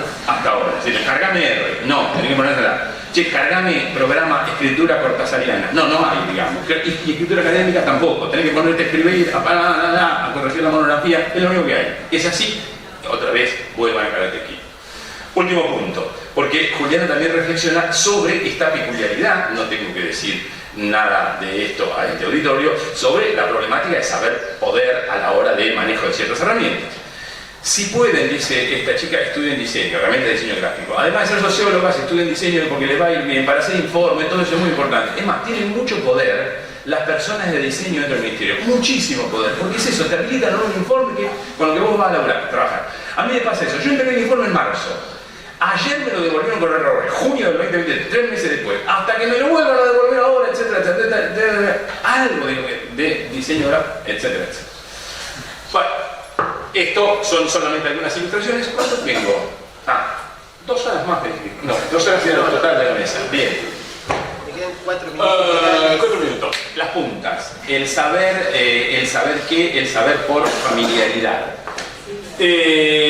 Bueno, el señor Spock nació en el planeta Vulcano, una persona muy de madre terrícola, etc., pero carece de emociones. Vamos a hacerlo rápido, ¿no? Es una gran máquina de calcular, de procesar información, etcétera, etcétera, sin emociones. Es una especie de consejero de políticas ideal. El capitán Kirk, su técnico, le pide, che, pero una cosa, tal, y le tira todos los datos. Bueno, ¿cómo es una personificación con 60 años de adelanto de alguna de esas cosas complejas que los que no sabemos nada, eso es inteligencia artificial? Es una especie de personificación de la inteligencia artificial. El señor Spock, cuando uno le hace preguntas más concretas, responde de manera más precisa, más sólida y por supuesto más importante. El tipo de pregunta es: ¿dónde está el punto débil de la muralla hipercuántica que protege el planeta Andoria? Lo de hipercuántica se lo enchufé yo. Lo del planeta Andoria, como todo el mundo sabe, es el planeta donde viven los andorianos, que son los enemigos jurados de los vulcanianos. Spock es un vulcaniano, digamos, ¿sí? Cuando ustedes noten que yo no empiezo a confundir fantasía y realidad, por favor, le avisan al departamento, digamos, para que tomen el recaudo preciso, digamos, que estoy hablando de un problema central, digamos, ¿sí? Esto que no está filmando, ¿verdad? Voy a otra pregunta. ¿Dónde está la bomba fotónica? La fotónica lo vi en una peluquería el otro día. No me viene a entrar, pero existe, digamos, o sea, existen los fotones, por supuesto. La Mujer Maravilla, entre otros atributos, tiene un atributo que es el lazo de la verdad. Esto viene de la mitología grecorromana, el lazo de la verdad. Es un lazo que solamente funciona en copresencia física, no se puede hacer por Zoom. Y plantea el tema de la relación entre voluntad, poder y creencia y conocimiento. Lo que hace el lazo de la verdad, si te enlaza la Mujer Maravilla, digamos, es que vos no podés mentir, no podés simular, no podés disimular, tenés que decir la verdad. Por supuesto, es una verdad parcial, es una verdad por familiaridad. Yo vi que fulano le hizo tal cosa a Mengana, etcétera, etcétera. Bueno, listo. Eso es importante. Vean, por favor, o presten atención si les interesa, las preguntas. Vuelvo a las preguntas. Porque tras o bajo el aparente parecido hay una profunda diferencia en la lógica de producción de conocimiento. ¿Dónde está el punto débil de la muralla hipercuántica que protege al planeta Andoria? Dice del lado de Spock. Y del lado de la Mujer Maravilla, ¿dónde está escondida la bomba fotónica? Voy a traducir esto a otras preguntas que tal vez a ustedes les pueden hacer más. ¿Dónde está el punto débil de la política económica hiperajustadora, no hipercuántica, del ministro Caputo? ¿Cuál es el punto débil de la estrategia electoral nacional de Javier Milei para el 2025? ¿Cuál es la debilidad política del armado territorial de Karina Milei en provincia de Buenos Aires? Miremos por un segundo la pregunta 1. El punto débil de un programa económico se puede pensar a partir de un cierto modelo hipotético deductivo, y a eso le cargamos una serie de información, estimación sobre, por ejemplo, el dólar se va a seguir apreciando en un escenario 1, un escenario base, un escenario optimista, un escenario nada, se va a seguir devaluando el real brasileño. Algo podemos decir de dónde está ese punto débil. Ese punto débil externo y por supuesto el interno es cuál es el umbral de tolerancia, ajuste, etcétera, etcétera. Vamos a las preguntas que del lado de la Mujer Maravilla. Faltan 2 minutos. ¿Cómo se hace esto? ¿Cómo se baja este programa social del territorio? ¿Cuál es el principal problema que hay en este barrio? ¿Qué te pasó? ¿Qué te pasa o te pasó? Si alguien ha sido objeto de la violencia, ¿no? ¿Cómo fue una narrativa? ¿Dónde está Loan? ¿Dónde está María Calle? No hay manera de contestar estas preguntas con todas las herramientas de la inteligencia artificial. A lo sumo podemos tener mapas del delito, conocemos redes de trata, pero alguien tiene que haber visto algo. Y nosotros no tenemos el lazo de la verdad. Lo que sí tenemos son un conjunto de estrategias metodológicas cualitativas que nos permiten acercarnos a saber algo de esos, de eso que nos interesa saber. 21, ya está. Del lado de, a ver cuál digo, del lado de Spock. Bueno, del lado de Spock es ¿qué nos viene la carrera? Bueno, entre otras cosas, un marco teórico metodológico básico para empezar a después ordenar, articular otros saberes. Y una cosa que hasta donde sabemos todavía la inteligencia artificial, o el señor Spock lo puede hacer, pero no la inteligencia artificial, es aprender. La carrera te enseña a aprender. No por estar vinculada a la investigación, como dice este muchacho, te enseña a aprender. Porque yo me di cuenta que viví frente a procesos de extrema racionalidad matemática, distinta a lo que aprendemos en la Comisión Técnica, y me encontré con herramientas intelectuales para aprender saberes que eran totalmente ajenos a nuestra formación. Voy una sola ilustración del lado de la Mujer Maravilla. Le preguntamos por el aprendizaje con compañeros, y yo dije, sí, totalmente. Creo que en ese sentido el laburo interdisciplinario es clave para mí. Laburar con gente de otras disciplinas, creo que eso me ayudó un montonazo, buenísimo. Igual que ellos todo el tiempo resaltaban que también aprendían un montón de nosotras, están hablando, son dos sociólogas, Lucania y otra, la batea esta, porque ellos eran súper estructurados y venían de una mirada mucho más dura, y nosotros creo que también le aportamos como esa pata más blanda de la campaña de vacunación, que no dejaba de ser también estar en el día a día hablando con gente que labura en el territorio, con gente, con ciudadanos que te consultan cosas, qué sé yo. Nada, ellos siempre todo el tiempo nos resaltaban, sí, nosotros les enseñamos esto, pero ustedes nos enseñan todo esto a nosotros. Me paso de largo con los otros testimonios, una reflexión final. Se aprende en la universidad, se aprenden herramientas teóricas, metodológicas y técnicas básicas y algunas específicas en el trabajo, navegando por internet, en capacitación, etc. Se aprende con los compañeros, se aprende con el compañero de estudio, con el compañero de trabajo, con los compañeros de participación política, se aprende discutiendo con colegas de otras disciplinas, dialogando con gente que padece un problema, con aquellos que saben más del manejo del territorio. Incluso, esto fue una sorpresa para mí, asistiendo a las clases de los profesores, digamos, también se aprende. Se aprende, esto es una cosa que se aprende más en el laburo que entre nosotros, y esto también es para notar. Se aprende a conocer el balance de nuestras fortalezas y debilidades, qué nos falta, qué tendría que hacer y cómo seleccionar. Se aprende paso a paso, se aprende selectivamente y se aprende durante toda la vida.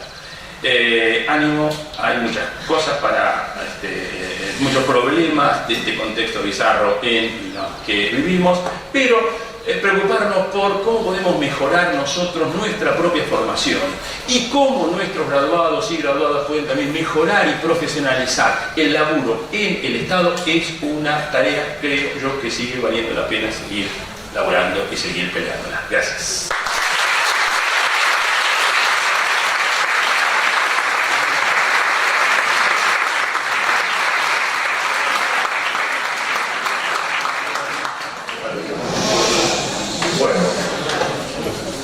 Hola a todas y todos, quiero también sumarme a los agradecimientos. Para mí es un gran honor haber sido invitado a participar de este panel y junto con Marcelo, Fernanda y Antonio. Quiero volver al título del panel, cómo producimos conocimiento social hoy, y retomo el título del panel porque quiero comenzar con algunas aclaraciones. La primera, en algún sentido, Marcelo lo anticipó, que es ¿a qué nos referimos cuando decimos producción de conocimiento social hoy?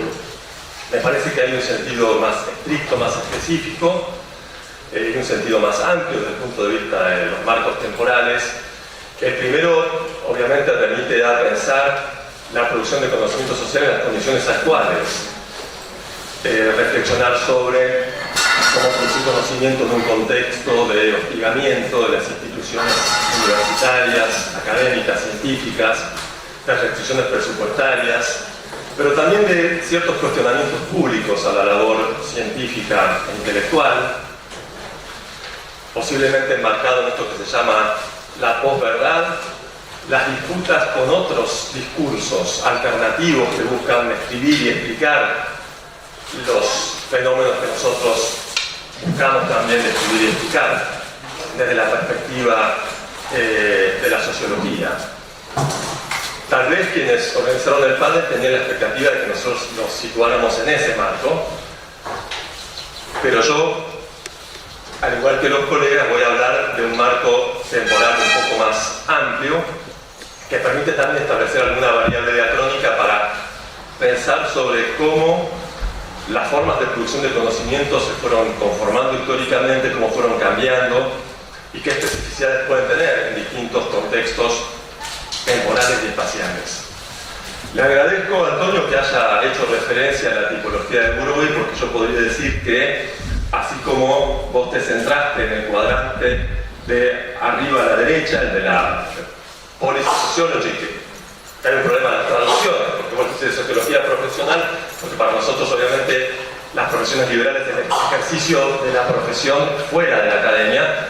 Yo me voy a concentrar en el cuadrante de arriba a la izquierda, que es el de la sociología científica, que él la llama profesional, que tiene que ver con no cómo producimos conocimiento social y qué problemas enfrentamos, por ejemplo, cuando trabajamos en el Estado y en aplicar nuestros conocimientos a diseño, seguimiento, etcétera, de políticas públicas, sino producción de conocimiento aquí en las universidades, en los institutos de investigación, en el ámbito académico.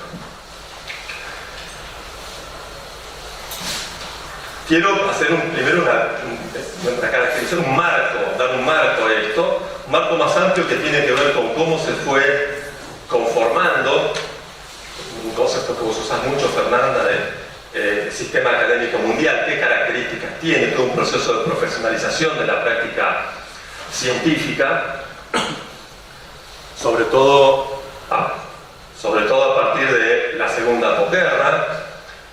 Un sistema científico con un fuerte énfasis en el artículo como el producto central, de una fuerte presencia del inglés como lengua franca, de un espacio global científico y un circuito de corriente principal, un circuito mainstream que nuclea las revistas de mayor prestigio, en las que se publican obviamente artículos en inglés, y que funciona de distintas maneras, tanto como un mecanismo de validación de la calidad de esos conocimientos, pero también como un mecanismo de consagración, de reconocimiento para los autores de esos artículos publicados en esas revistas.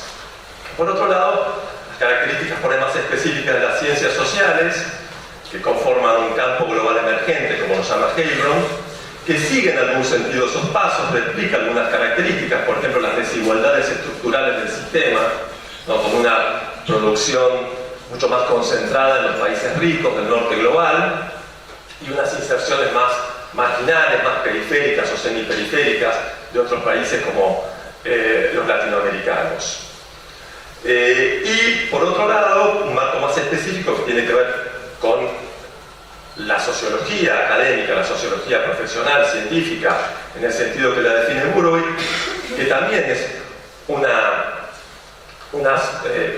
forma de construcción de conocimiento que ha ido crecientemente reconociendo el artículo como la forma privilegiada de comunicar los resultados de las investigaciones. Ya lo decía Fernanda incluso con el caso argentino y brasileño, que ha tenido avances más dispares con el tema del inglés, pero ya vamos a ver que en el sentido que la piensa Burovy, obviamente hay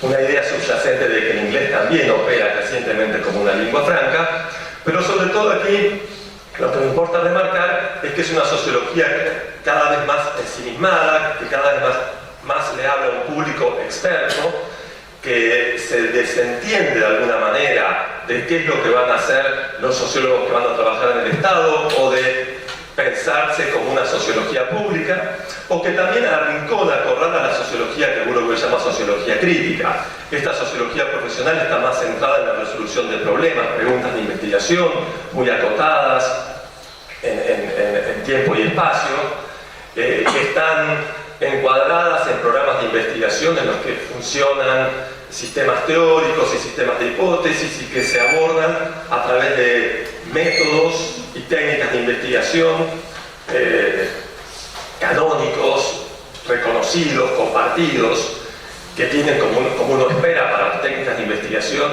más específicamente, pero también para los métodos, un cierto estatus de conocimiento público, no de un conocimiento personal, más bien que público impersonal, ¿no? Porque algo se aprende con una fórmula que se puede repetir, replicar, etcétera, etcétera.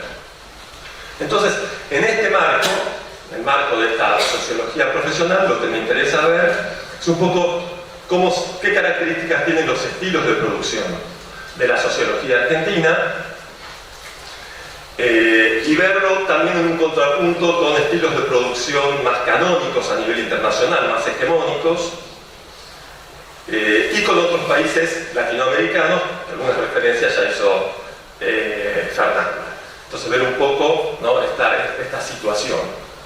Para eso quiero ver una serie de puntos o de cuestiones. La primera, que me parece importante e interesante, tiene que ver con la propia definición de la sociología. Porque la manera en que se fue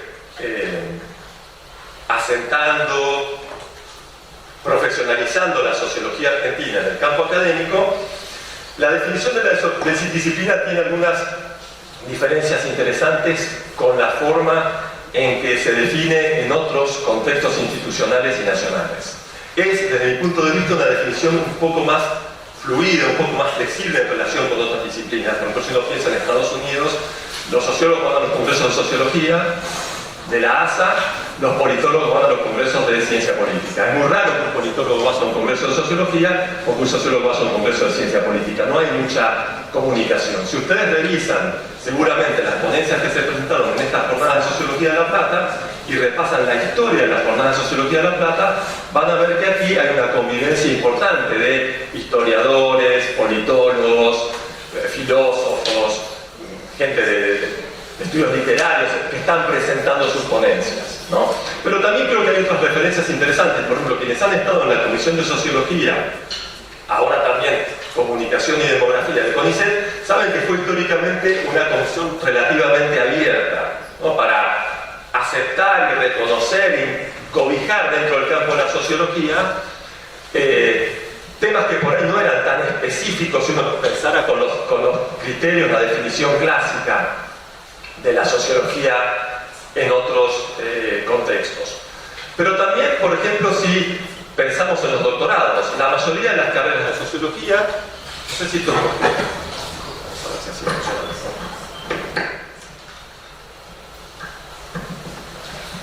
la mayoría de los doctorados de las carreras de sociología en la Argentina, en las universidades públicas, con una única excepción, que es la Universidad de San Martín, son doctorados en ciencias sociales. O sea que hay tal vez una cierta idea de la sociología no declarada, de pensarse como una referencia más general, más global de las ciencias sociales. Y esto es una especificidad de la sociología profesional en el caso argentino. Otro tema importante puede tener que ver con, valga la redundancia, los temas abordados por la sociología, las prácticas de producción de conocimiento. No quiero detenerme mucho en esto, simplemente decir que los intereses temáticos se han ido expandiendo enormemente, y esto tal vez se relaciona con la forma en la que se define la disciplina, porque han incorporado o han incluido una gran variedad de temas, de perspectivas, de miradas. Obviamente, si uno lo ve en perspectiva diacrónica, puede encontrar ciertos patrones, ciertos ciclos, muchas veces vinculados a las coyunturas sociales y políticas argentinas, como por ejemplo la presentación de proyectos ABECA en las comisiones del CONICET, un momento en donde había una fuerte presencia de proyectos vinculados con acción colectiva, con piqueteros, con protesta social. Esos han ido cambiando, hay ciertos como patrones, tendencias, también en algunos casos modas, pero en líneas generales ha habido una enorme ampliación de los intereses temáticos. Ahora bien, en cuanto a los estilos en sentido amplio, yo dije que quería hablar de los estilos de producción. Estilos de producción es un concepto que utilizamos en algunas ocasiones para vincular tres aspectos diferentes de la producción de conocimiento. Uno que tiene que ver con las orientaciones teóricas y las decisiones metodológicas, cómo se hacen esas investigaciones. desde el punto de vista del problema metodológico y técnico, cómo esas investigaciones, cómo esas producciones de conocimiento se traducen en un texto, en un producto escrito, y qué características tiene ese producto escrito. Y por otro lado, dónde, cómo se publican y qué circulación tienen, qué impactos tienen, para usar una palabra no siempre muy querida. Entonces, estilos de producción es un concepto que busca anudar esos tres aspectos de la producción de conocimiento en las ciencias sociales. Y una primera cuestión que nosotros también vemos en el caso de la sociología argentina, incluso la sociología profesional, a diferencia de otros contextos, es que conviven diferentes tradiciones y que aún este aumento progresivo del peso que tiene la lógica de producción de artículos en inglés publicados en revistas del circuito mainstream, todavía nosotros vemos una persistencia de la importancia del libro, de la importancia de la reflexión crítica, de un trabajo más ensayístico. Entonces eso está presente en ese cuadrante de la sociología profesional, de la sociología que se desarrolla en los ámbitos académicos, con diferencias bastante notorias con respecto a la sociología. Obviamente el caso, digamos, de comparación típico sería Estados Unidos, donde tal vez es el máximo grado de profesionalización en el sentido de Murauer. Ahora, bien, con respecto a los métodos, a cómo se hacen esas investigaciones, las formas de producción de conocimiento, lo que nosotros vemos en el caso argentino es una fuerte prevalencia de las orientaciones cualitativas. Acá tal vez en un sentido vuelve Herminio, que dice, bueno, yo salí de la facultad, estoy trabajando, no sé usar R, ¿no? Efectivamente nosotros tenemos formación metodológica, formación en estadística, pero de nuevo, en términos comparativos con otras tradiciones, otras instituciones, otros países, no es la fortaleza de la formación metodológica en la sociología argentina la tradición cuantitativa. Incluso en los niveles de posgrado suele quedar en un nivel relativamente introductorio.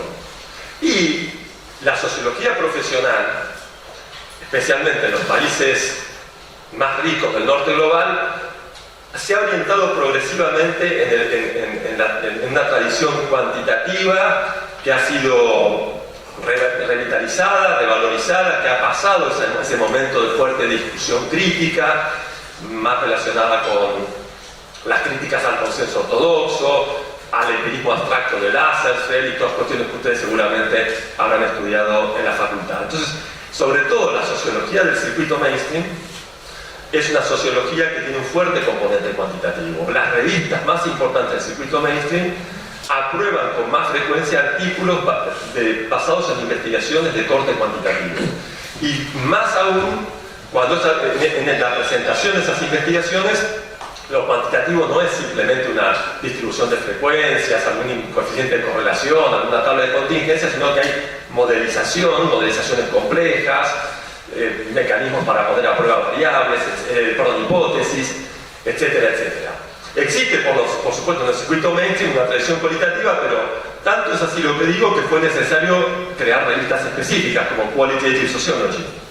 ¿No? ¿Por qué? Porque las revistas clásicas en general tienen un sesgo más hacia los trabajos cuantitativos, mientras que nosotros en Argentina tenemos todavía, persiste una fuerte orientación cualitativa. Creo, no sé, Fernanda, Antonio, Amalia, Aníbal, que han estado en las comisiones de sociología de CONICET, por ejemplo, en las presentaciones de becas es muy raro un proyecto de tipo cuantitativo. Creo que tal vez haya habido años enteros donde no había ni siquiera uno, o tal vez uno o dos, ¿no? Entonces, está muy presente la tradición cualitativa en la Argentina.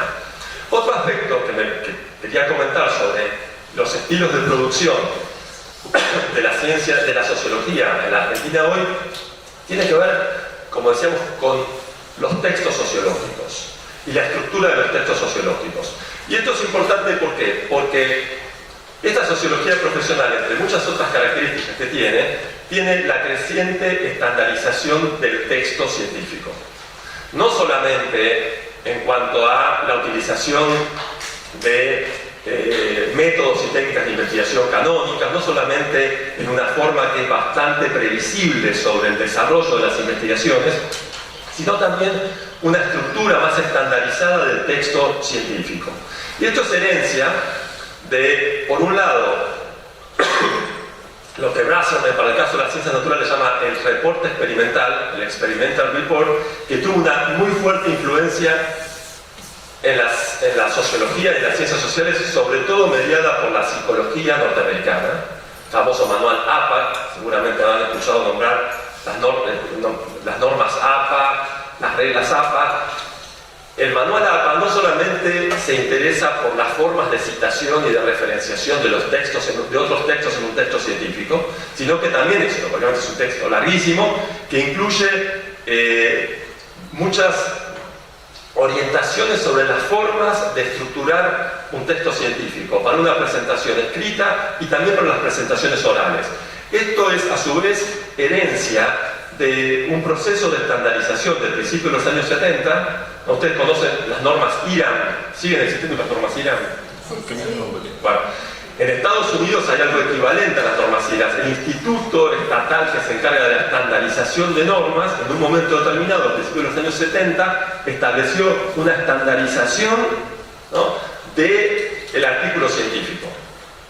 Y esto es lo que nosotros conocemos habitualmente como el modelo INRA, la estructura de introducción, métodos, resultado, discusión.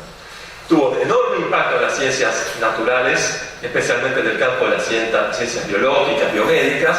Hay un trabajo de colegas brasileños que siguen históricamente las publicaciones en las revistas líderes del campo de la biología y muestran cómo ya hacia la década del 80 no había ningún artículo que no se ajustara a este modelo estándar de escritura. Este modelo tuvo un fuerte impacto a su vez en la psicología, especialmente en la psicología experimental, y a través de esa puerta irradió cierta influencia al conjunto de las ciencias sociales. En la sociología argentina este modelo tiene una baja pregnancia, pero en cambio en otras sociologías científicas de otros países, de otras instituciones, sí tiene una fuerte importancia, e incluso ustedes van a encontrar muchas revistas internacionales del circuito mainstream que esperan que los artículos basados en investigaciones empíricas se presenten con esa estructura. ¿No? Que se presenten con esa estructura. No respetar esa estructura es una causal habitual de rechazo del artículo o un pedido de ajuste. ¿No? Entonces, con ciertas adaptaciones, la idea es que se siga este formato. Ahora, investigaciones empíricas que nosotros hemos hecho aquí en Argentina muestran que el apego a este formato canónico es relativamente bajo. No solo a este formato como estructura estándar de un texto, sino también a sus componentes fundamentales. Por ejemplo, la revisión de literatura. ¿No? Esta idea de que nuestro problema, el problema que nosotros presentamos en nuestro texto escrito, tiene que estar inscrito en un conjunto de discusiones sobre lo que se ha dicho en ese campo o en cuestiones afines. Y esto nosotros lo vemos, tal vez sea un indicador. ¿Se acuerdan de cuando teníamos la biblioteca digital para descarga de artículos que gestionaba el ministerio y que en todos los IP de todas las universidades tenían acceso? Eso ya no lo tenemos más. Cuando teníamos eso, las estadísticas de descarga de artículos de Argentina no eran bajas, pero cuando se hacían cortes por disciplina sí eran bajas para el caso de las ciencias sociales, muchísimo más bajas que en el caso de las ciencias naturales. Y esto tal vez tenga algo que ver con el hecho de que en nuestros artículos la presencia de este dispositivo que se llama revisión de literatura es relativamente escaso. Más escaso aún es la presencia del dispositivo métodos, y especialmente cuando las investigaciones son de corte cualitativo. ¿No? En la mayoría de los artículos hay poca declaración explícita de cómo se hizo la investigación. Y esto, digamos, aleja a las formas de producción de conocimiento de la sociología argentina de los modelos más canónicos de esta sociología profesional, que esperan, ¿no?, y en sus publicaciones sobre todo, que esto aparezca de una manera central. Y otra cosa interesante, importante de la producción argentina en relación con estos modelos canónicos es que también aparece en mucho menor proporción esta idea de discusión de los resultados. Esta cuestión tal vez un poco positivista de separar de manera lo más tajante posible la presentación de un resultado que es un número, ¿no?, que se busca graficar con la mayor, entre miles de comillas, objetividad posible, y que es interpretado, discutido a la luz del estado del conocimiento, de otras perspectivas, de conceptos teóricos, en otro apartado, en otro componente del artículo científico. Esto es poco común, es poco frecuente en el caso de las lógicas, los estilos de producción de conocimiento de la sociología argentina. De nuevo, en las tasas los rechazos de los artículos latinoamericanos en general, pero específicamente en el caso argentino, de las revistas internacionales más famosas, más prestigiosas y demás, muchas veces aparece esta cuestión, ¿no? De una falta de discusión de los resultados a la luz de la literatura actual, relevante, etcétera, etcétera. Hablando de literatura, otro aspecto importante es a quienes nosotros citamos cuando producimos conocimiento sociológico en la Argentina. Y acá hay dos cuestiones, me parece importantes. Una es una práctica de extroversión, como la llaman. No, también asturiana. Ya me va a venir el nombre. La socióloga de la ciencia. Bueno, no importa, ahora está en Escandinavia. Extroversión es la tendencia de las ciencias sociales en contextos periféricos a justificar su producción con autores y textos del norte global. Entonces, en la producción sociológica argentina no es una excepción. Lo ha investigado, por ejemplo, Denis Barajet, muchas veces citado, sobre producciones de la antropología social y la sociología argentinas, aunque las referencias teóricas y un poco menos metodológicas, sobre todo teóricas y conceptuales, están muy concentradas en autores y en obras, sobre todo europeas en el caso argentino, ¿no? Y por otro lado, hay muchas citas más contextuales o de antecedentes de la literatura local. Hay pocas citas latinoamericanas. Y esto también es algo que podríamos trabajar, porque a pesar de la conformación de circuitos emergentes, ¿no?, de indexación, por ejemplo, el cielo, y a pesar de la fuerte internacionalización del carácter iberoamericano y latinoamericano de la internacionalización de la sociología argentina, hay pocas citas de latinoamericanos. Podría decir algo sobre publicaciones, pero ya no tengo tiempo. Además, Fernanda se refirió a los circuitos de publicación y demás.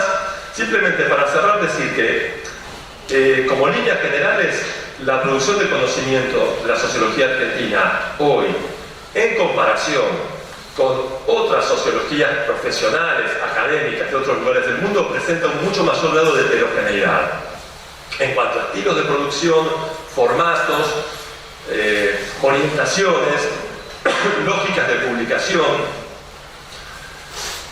lógicas de evaluación, etcétera, etcétera. Pero que en esta heterogeneidad, en cierto sentido, prevalecen con respecto a los modelos canónicos, modelos heterodoxos, en cuanto a las orientaciones, sobre todo las formas de escritura, las formas de publicación y las formas en que se ha conformado esta profesionalización de la sociología en Argentina. Muchas gracias.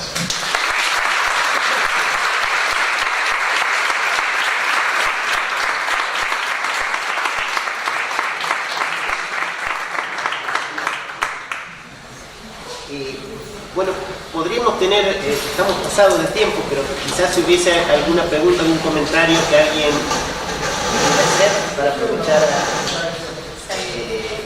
por lo menos un comentario y pregunta. Creo que les pueden llevar ya el micrófono. Hay que tomar el espacio. Y la única mano levantada, así que... Sí, bueno, pero si hay otras personas, particularmente estudiantes, deberían tener prioridad. Muchas gracias, un lujo poder acompañar a ese panel de apertura, efectivamente muy sugeriente en la ponencia. Yo voy a hacer preguntas muy breves a cada uno de ustedes, empezando con precisamente Fernanda. Fernanda, una es una duda, porque cuando dices que la investigación es cada vez más mainstream porque aparecen scopos, la pregunta si no sería porque también el scopo se expande para ampliar su base. Pero es una pregunta, la pregunta principal que tendría para ti es en qué medida, pensando en el título de las jornadas, como la destrucción del común, ¿En qué medida que mainstream, que dices cada vez más circuitos mainstream, significa también circuitos, digamos, mercantilizados de circulación del conocimiento? Y hacer que la superposición no es total, pero de alguna manera ese circuito mainstream, el circuito controlado por las 5 grandes editoriales científicas internacionales y todo eso. Entonces, si pudieras comentar un poco en qué medida estamos perdiendo común conocimiento que es público, gratuito, etc.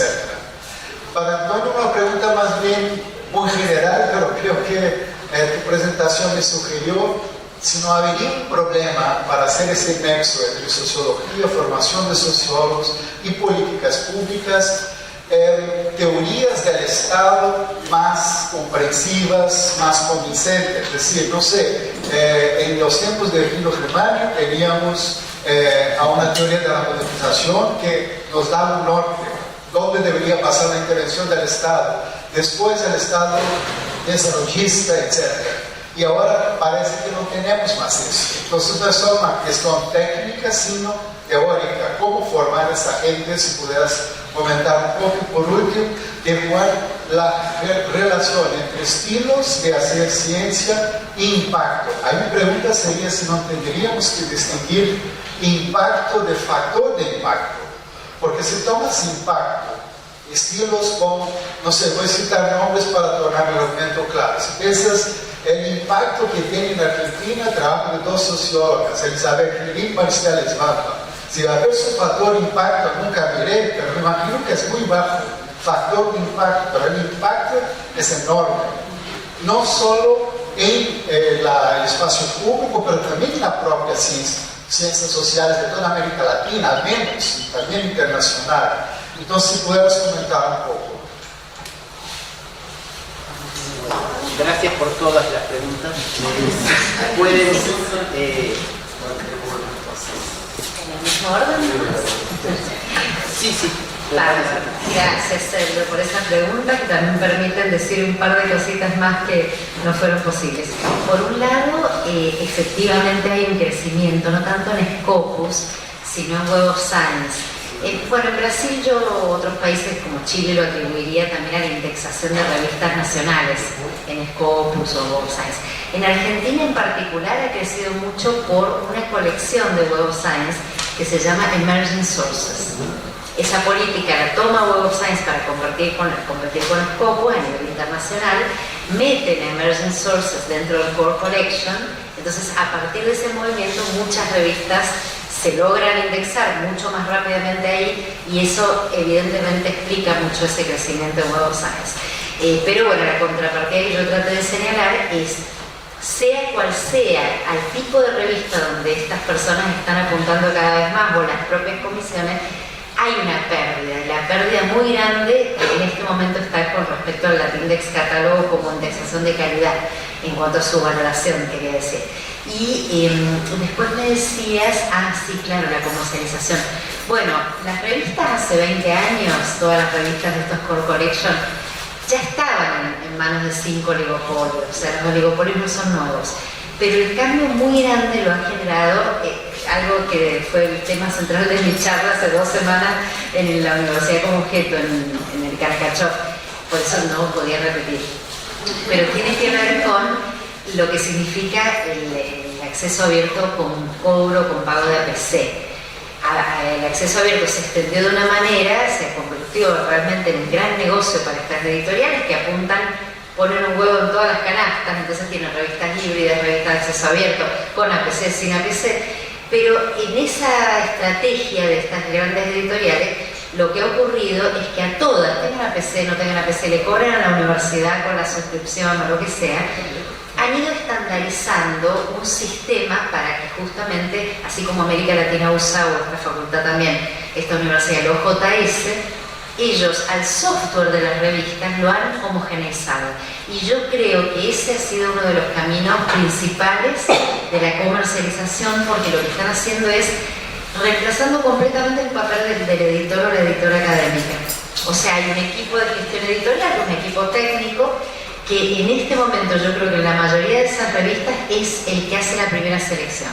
No son académicos, son técnicos, máquinas, o mejor de lo caso, persona técnica, que elige según criterios que al impacto de esa revista sirven, no a la comunidad, no a la audiencia, no a los lectores, no a nosotras. Así que me parece que en ese mecanismo la comercialización se evidencia cada vez más, es realmente impresionante. Por eso hemos tenido también tantas renuncias de comités editoriales de grandes revistas que han sido muy famosas y renuncian en masa porque el editor ya no tiene ningún papel. Directamente las decisiones son económicas, ¿no? Bueno, gracias, muchas gracias, Sergio.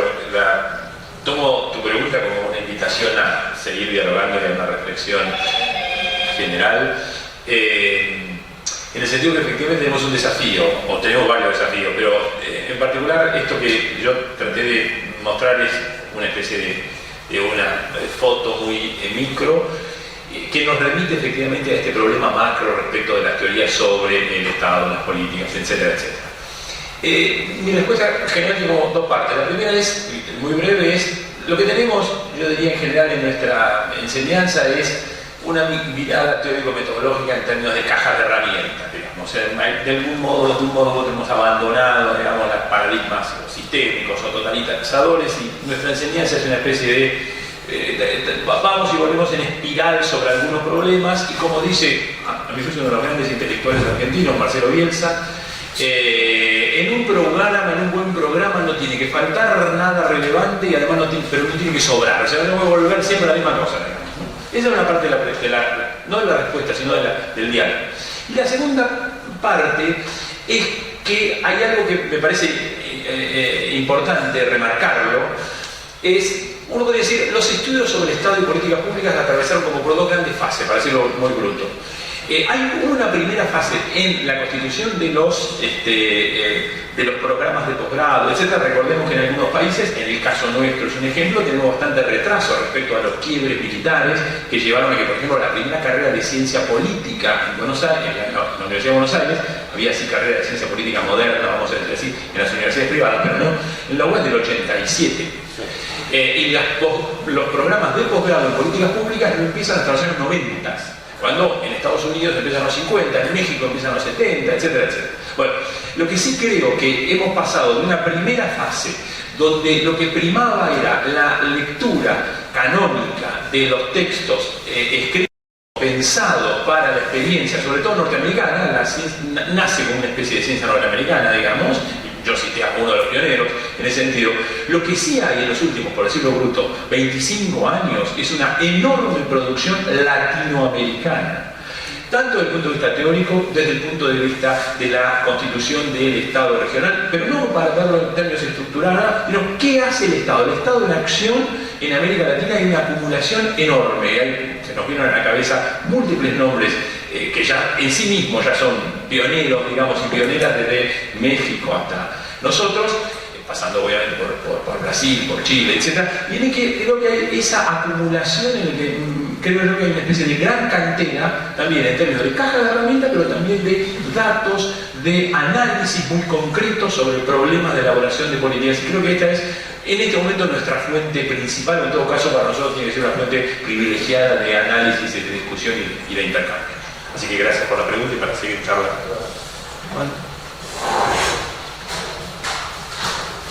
Bueno, Sergio, muchas gracias también por la pregunta. Creo que ahí vos marcás un punto muy, muy importante y que en cierto sentido tiene que ver, aunque con algunos límites, con la propia discusión que elaboró en su texto, ¿no? Que, bueno, en el fondo es una crítica a cómo se ha ido conformando esa sociología profesional, esa sociología científica, que tiene un costado del que no hablamos, que es el de las formas de evaluación de esa producción y de esas prácticas, que está muy centrada en métricas, ¿no? Bibliométricas, y que toman como fuente la crítica que hizo Fernanda a un ámbito muy, muy restringido, que es el de Scopus y Web of Science. Claro, pero eso es muy restringido sobre todo para nosotros, no lo es tanto para otras sociologías. Para dar un ejemplo, las métricas de Scopus y Web of Science no cubren la producción científica de ningún científico, ninguna científica, ni siquiera en las ciencias más consagradas, más reconocidas, porque puede aparecer citas de sus trabajos en otros contextos. Tal vez están explicando algo que hicieron una investigación en el CERN y es una revista, en un diario, no está todo. Pero en el caso de las ciencias sociales y puntualmente la sociología, en comunidades académicas como, no sé, por ejemplo, la alemana, la francesa, la británica y demás, el porcentaje de citas de trabajos de esos autores publicados en revistas indexadas en Scopus, por ejemplo, y citas que están en otras revistas indexadas en Scopus, está alrededor del 25-30%. En el caso de los latinoamericanos, y Argentina es el más bajo, en el caso argentino no llega ni al 2%. Entonces, ¿qué pasa con ese impacto que vos decís justamente con autoras como mencionaste? Tienen una fracción muy pequeña, una parte muy pequeña de sus citas en el circuito mainstream. Pero esas citas que vos tomas del circuito mainstream, ¿no?, a partir de los cuales se calculan los factores de impacto, etcétera, etcétera, no está reflejando el conjunto de sus citas. Pero bueno, por otro lado, hay todo un impacto que no tiene que ver con las citas. Todo otro impacto por fuera de las citas, y ahí viene de nuevo la crítica de Bourdieu y su llamado a una sociología pública, un impacto en otros sentidos, en muchos otros ámbitos. Pero también con respecto a los modelos de universidad, porque la Universidad Latinoamericana, el caso de La Plata es un ejemplo muy bueno, no está centrada solo en la producción científica, ¿no?